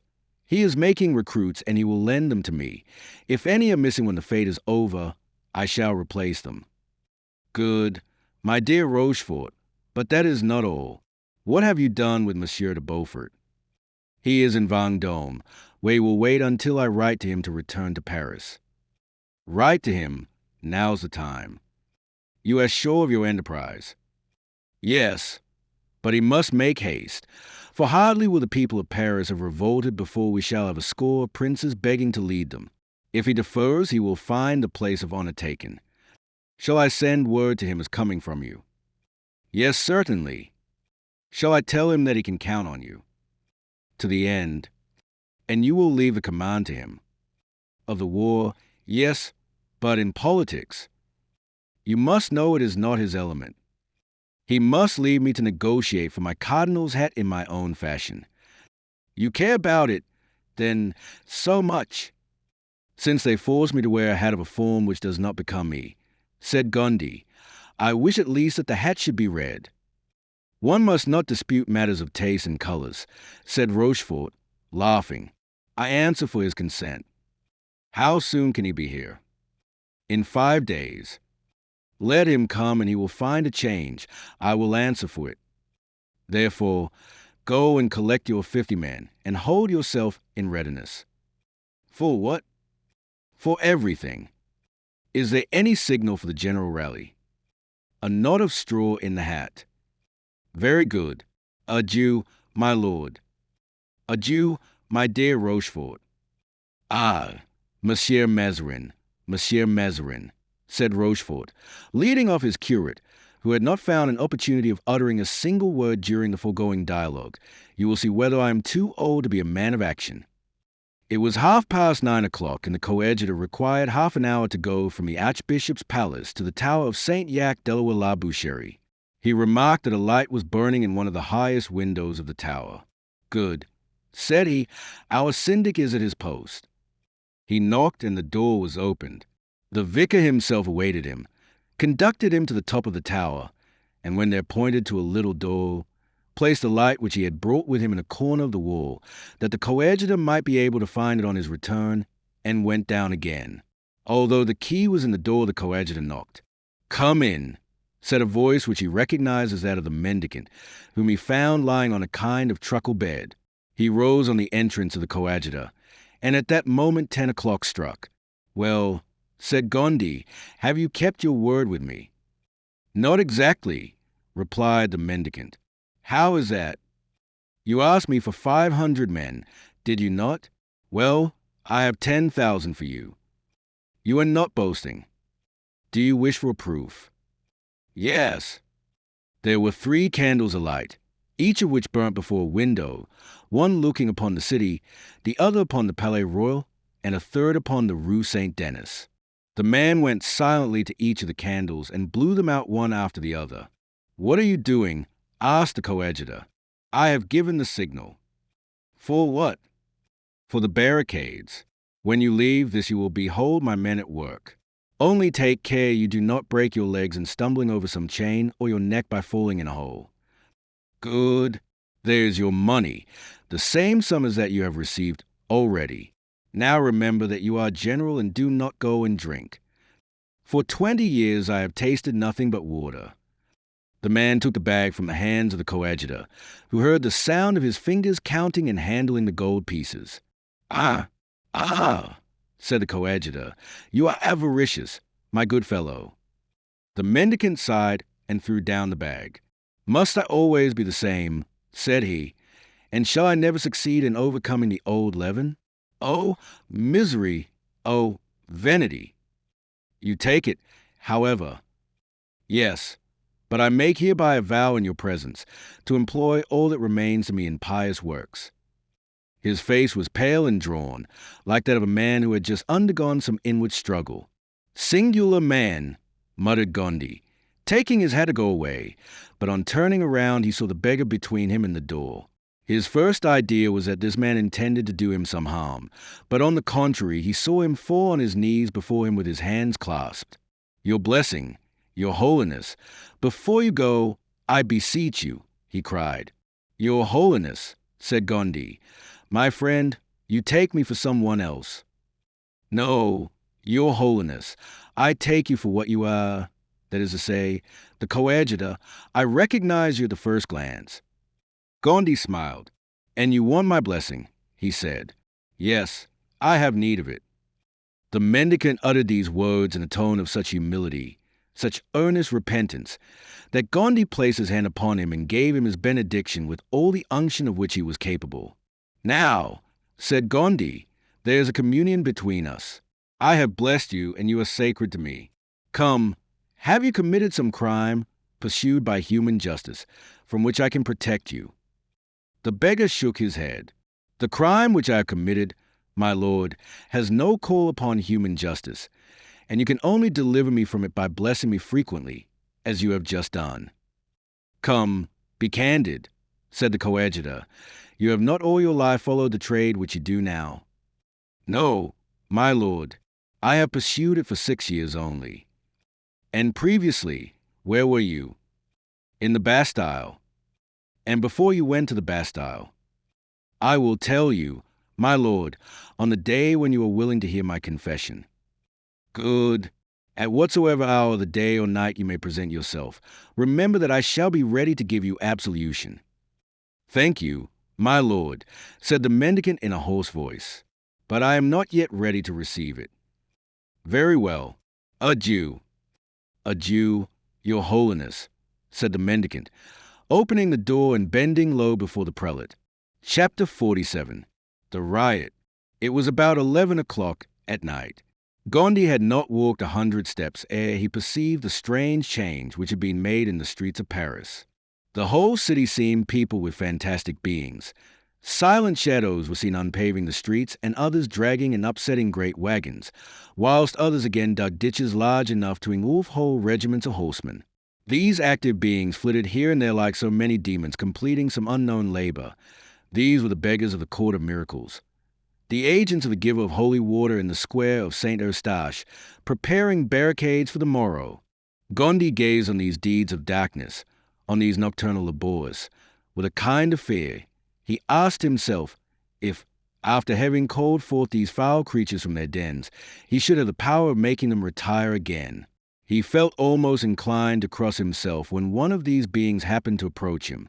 He reached the Rue Saint-Honor and went up it toward the Rue de la Ferronnerie. There the aspect changed. Here it was the tradesmen who were running from shop to shop. Their doors seemed closed like their shutters, but they were only pushed to in such a manner as to open and allow the men, who seemed fearful of showing what they carried, to enter, closing immediately. These men were shopkeepers, who had arms to lend to those who had none. One individual went from door to door, bending under the weight of swords, guns, muskets, and every kind of weapon, which he deposited as fast as he could. By the light of a lantern, the coadjutor recognized Planchet. The coadjutor proceeded onward to the quay by way of the Rue de la Monnaie. They found groups of bourgeois clad in black cloaks or gray, according as they belonged to the upper or lower bourgeoisie. They were standing motionless, while single men passed from one group to another.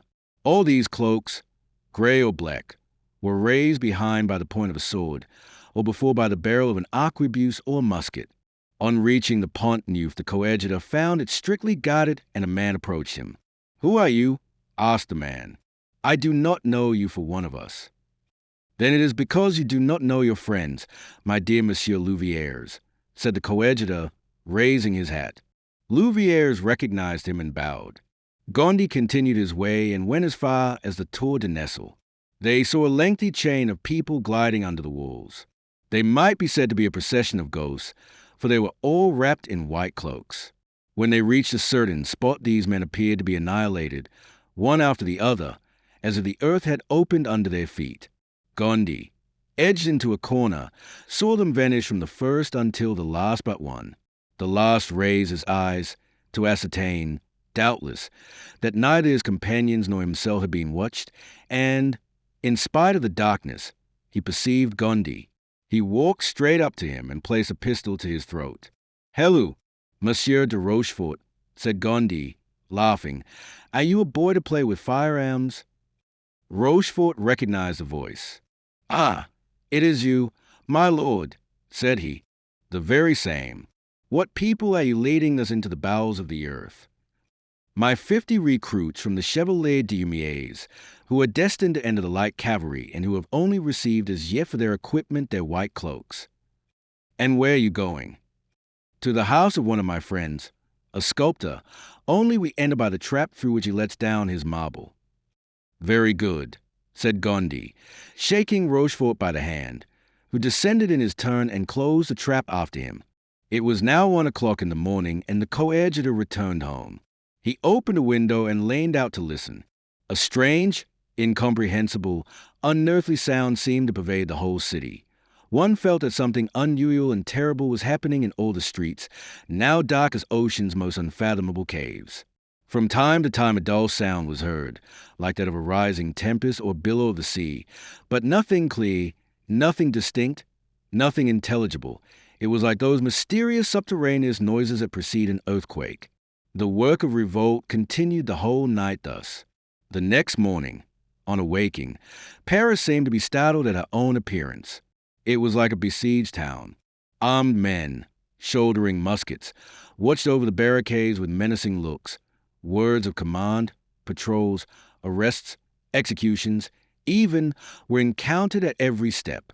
Those bearing plumed hats and gold swords were stopped and made a cry, "Long live Bruxelles! Down with Mazarin!" And whoever refused to comply with the ceremony was hooted at, spat upon, and even beaten. They had not yet begun to slay, but it was well felt that the inclination to do so was not wanting. The barricades had been pushed as far as the Palais Royal. From the Rue de Bon Enfant to that of the Ferronnerie, from the Rue Saint-Thomas de Louvre to the Pont Neuf, from the Rue Richelieu to the Porte Saint-Honor, there were more than 10,000 armed men.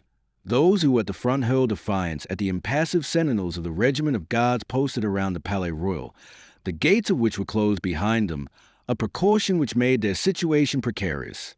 Among these thousands moved, in bands numbering from 100 to 200, pale and haggard men, clothed in rags, who bore a sort of standard on which was inscribed these words: "Behold the misery of the people." Wherever these men passed, frenzied cries were heard, and there were so many of these bands that the cries were to be heard in all directions. The astonishment of Mazarin and of Austria was great when it was announced to them that the city, which the previous evening they had left entirely tranquil, had awakened to such feverish commotion. Nor would either the one or the other believe the reports that were brought to them, declaring they would rather rely on the evidence of their own eyes and ears. Then a window was opened, and when they saw and heard, they were convinced. Mazarin shrugged his shoulders and pretended to despise the populace, but he turned visibly pale and ran to his closet, trembling all over, locked up his gold and jewels in his caskets, and put his finest diamonds on his fingers. As for the queen, furious, and left to her own guidance, she went for the Marechal de la Meilleraye and desired him to take as many men as he pleased and to go and see what was the meaning of this pleasantry. The marshal was ordinarily very adventurous and was wont to hesitate at nothing, and he had that lofty contempt for the populace which army officers usually profess. He took 150 men and attempted to go out by the Pont du Louvre, but they met Rochefort and his 50 horsemen, attended by more than 500 men. The marshal made no attempt to force a barrier and returned up the quay. But at Pont Neuf he found Louviers and his bourgeois. This time the marshal charged, but he was welcomed by musket shots, while stones fell like hail from all the windows. He left their 3 men. He beat a retreat toward the market, but they met Planchet with his halberdiers. Their halberds were leveled at him threateningly.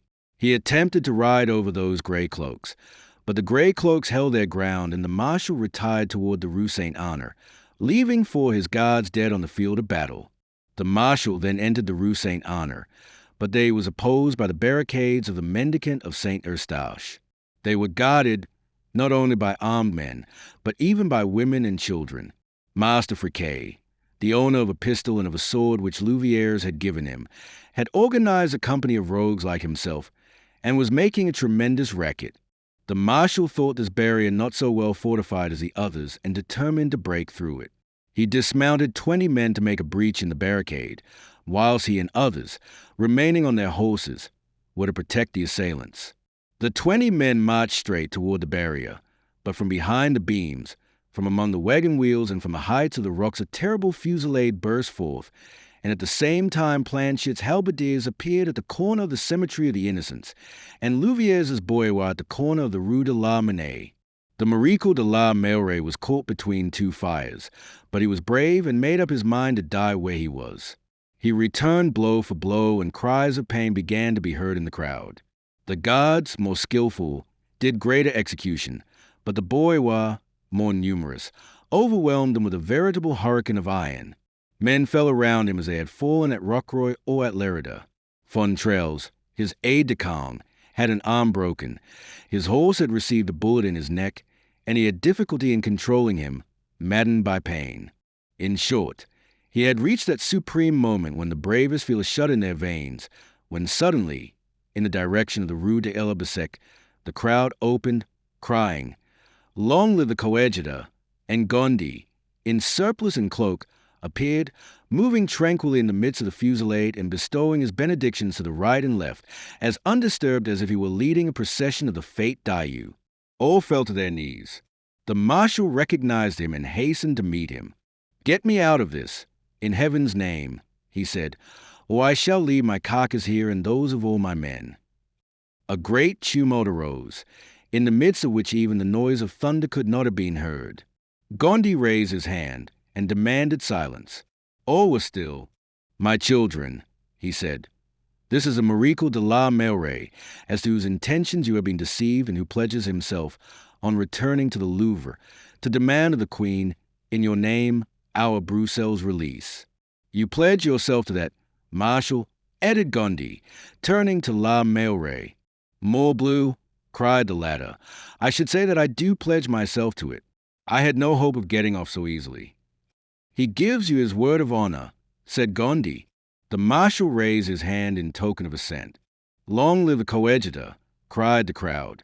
Some voices even added, "Long live the marshal." But all took up the cry in chorus, "Down with Mazarin." The crowd gave place, the barricade was opened, and the marshal, with a remnant of his company, retreated, preceded by Friquet and his bandits, some of them making a presence of beating drums and others imitating the sound of the trumpet. It was almost a triumphal procession, only behind the guards the barricades were closed again. The marshal bit his fingers. In the meantime, as we have said, Mazarin was in his closet, putting his affairs in order. He called for D'Artagnan, but in the midst of such tumult he little expected to see him, D'Artagnan not being on service. In about 10 minutes D'Artagnan appeared at the door, followed by the inseparable Porthos. "Ah, come in, Monsieur D'Artagnan," cried the cardinal, "and welcome your friend too. But what is going on in this accursed Paris?" "What is going on, my lord? Nothing good," replied D'Artagnan, shaking his head. "The town is in open revolt, and just now, as I was crossing the Rue Montorgueil with Monsieur du Vallon, who is here and is your humble servant, they wanted, in spite of my uniform, or perhaps because of my uniform, to make us cry 'Long live Bruxelles.' And must I tell you, my lord, what they wish us to cry as well?" "Speak, speak." "Down with Mazarin." "I'faith, the treasonable word is out." Mazarin smiled, but became very pale. "And you did cry?" he asked. "I'faith, no," said D'Artagnan. "I was not in voice. Monsieur de Vallon has a cold and did not cry either." "Then, my lord—" "Then what?" asked Mazarin. "Look at my hat and cloak." And D'Artagnan displayed 4 gunshot holes in his cloak and 2 in his beaver. As for Porthos's coat, a blow from a halberd had cut it open on the flank, and a pistol shot had cut his feather in 2. "Diavolo!" said the cardinal, pensively gazing at the 2 friends with lively admiration. "I should have cried, I should." At this moment the tumult was heard nearer. Mazarin wiped his forehead and looked around him. He had a great desire to go to the window, but he dared not. "See what is going on, Monsieur D'Artagnan," said he. D'Artagnan went to the window with his habitual composure. "Oh," said he, "what is this?" Miracle de la Meilleraye returning without a hat, Fontrailles with his arm in a sling, wounded guards, horses bleeding. Then, what are the sentinels about? "They are aiming. They are going to fire." "They have received orders to fire on the people if the people approach the Palais Royal," exclaimed Mazarin. "But if they fire, all is lost," cried D'Artagnan. "We have the gates." "The gates?" "To hold for 5 minutes.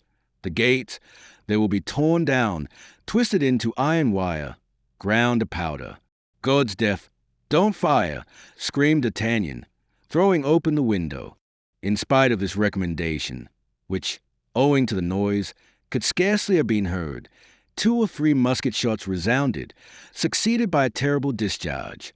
The balls might be heard peppering the facade of the Palais Royal, and one of them, passing under D'Artagnan's arm, entered and broke a mirror, in which Porthos was complacently admiring himself. "Alec, Alec," cried the cardinal, "a Venetian glass." "Oh, my lord," said D'Artagnan, quietly shutting the window, "it is not worth while weeping yet. For probably an hour hence there will not be one of your mirrors remaining in the Palais Royal, whether they be Venetian or Parisian." "But what do you advise, then?" asked Mazarin, trembling. Egad, to give up Broussel as they demand. What the devil do you want with a member of the Parliament? He is of no earthly use to anybody. And you, Monsieur du Vallon, is that your advice? What would you do?" "I should give up Broussel," said Porthos. Come with me, gentlemen," exclaimed Mazarin. "I will go and discuss the matter with the queen." He stopped at the end of the corridor and said, "I can count upon you, gentlemen, can I not?" "We do not give ourselves twice over," said D'Artagnan. "We have given ourselves to you. Command, we shall obey." "Very well, then," said Mazarin. "Enter this cabinet and wait till I come back." And turning off, he entered the drawing-room by another door.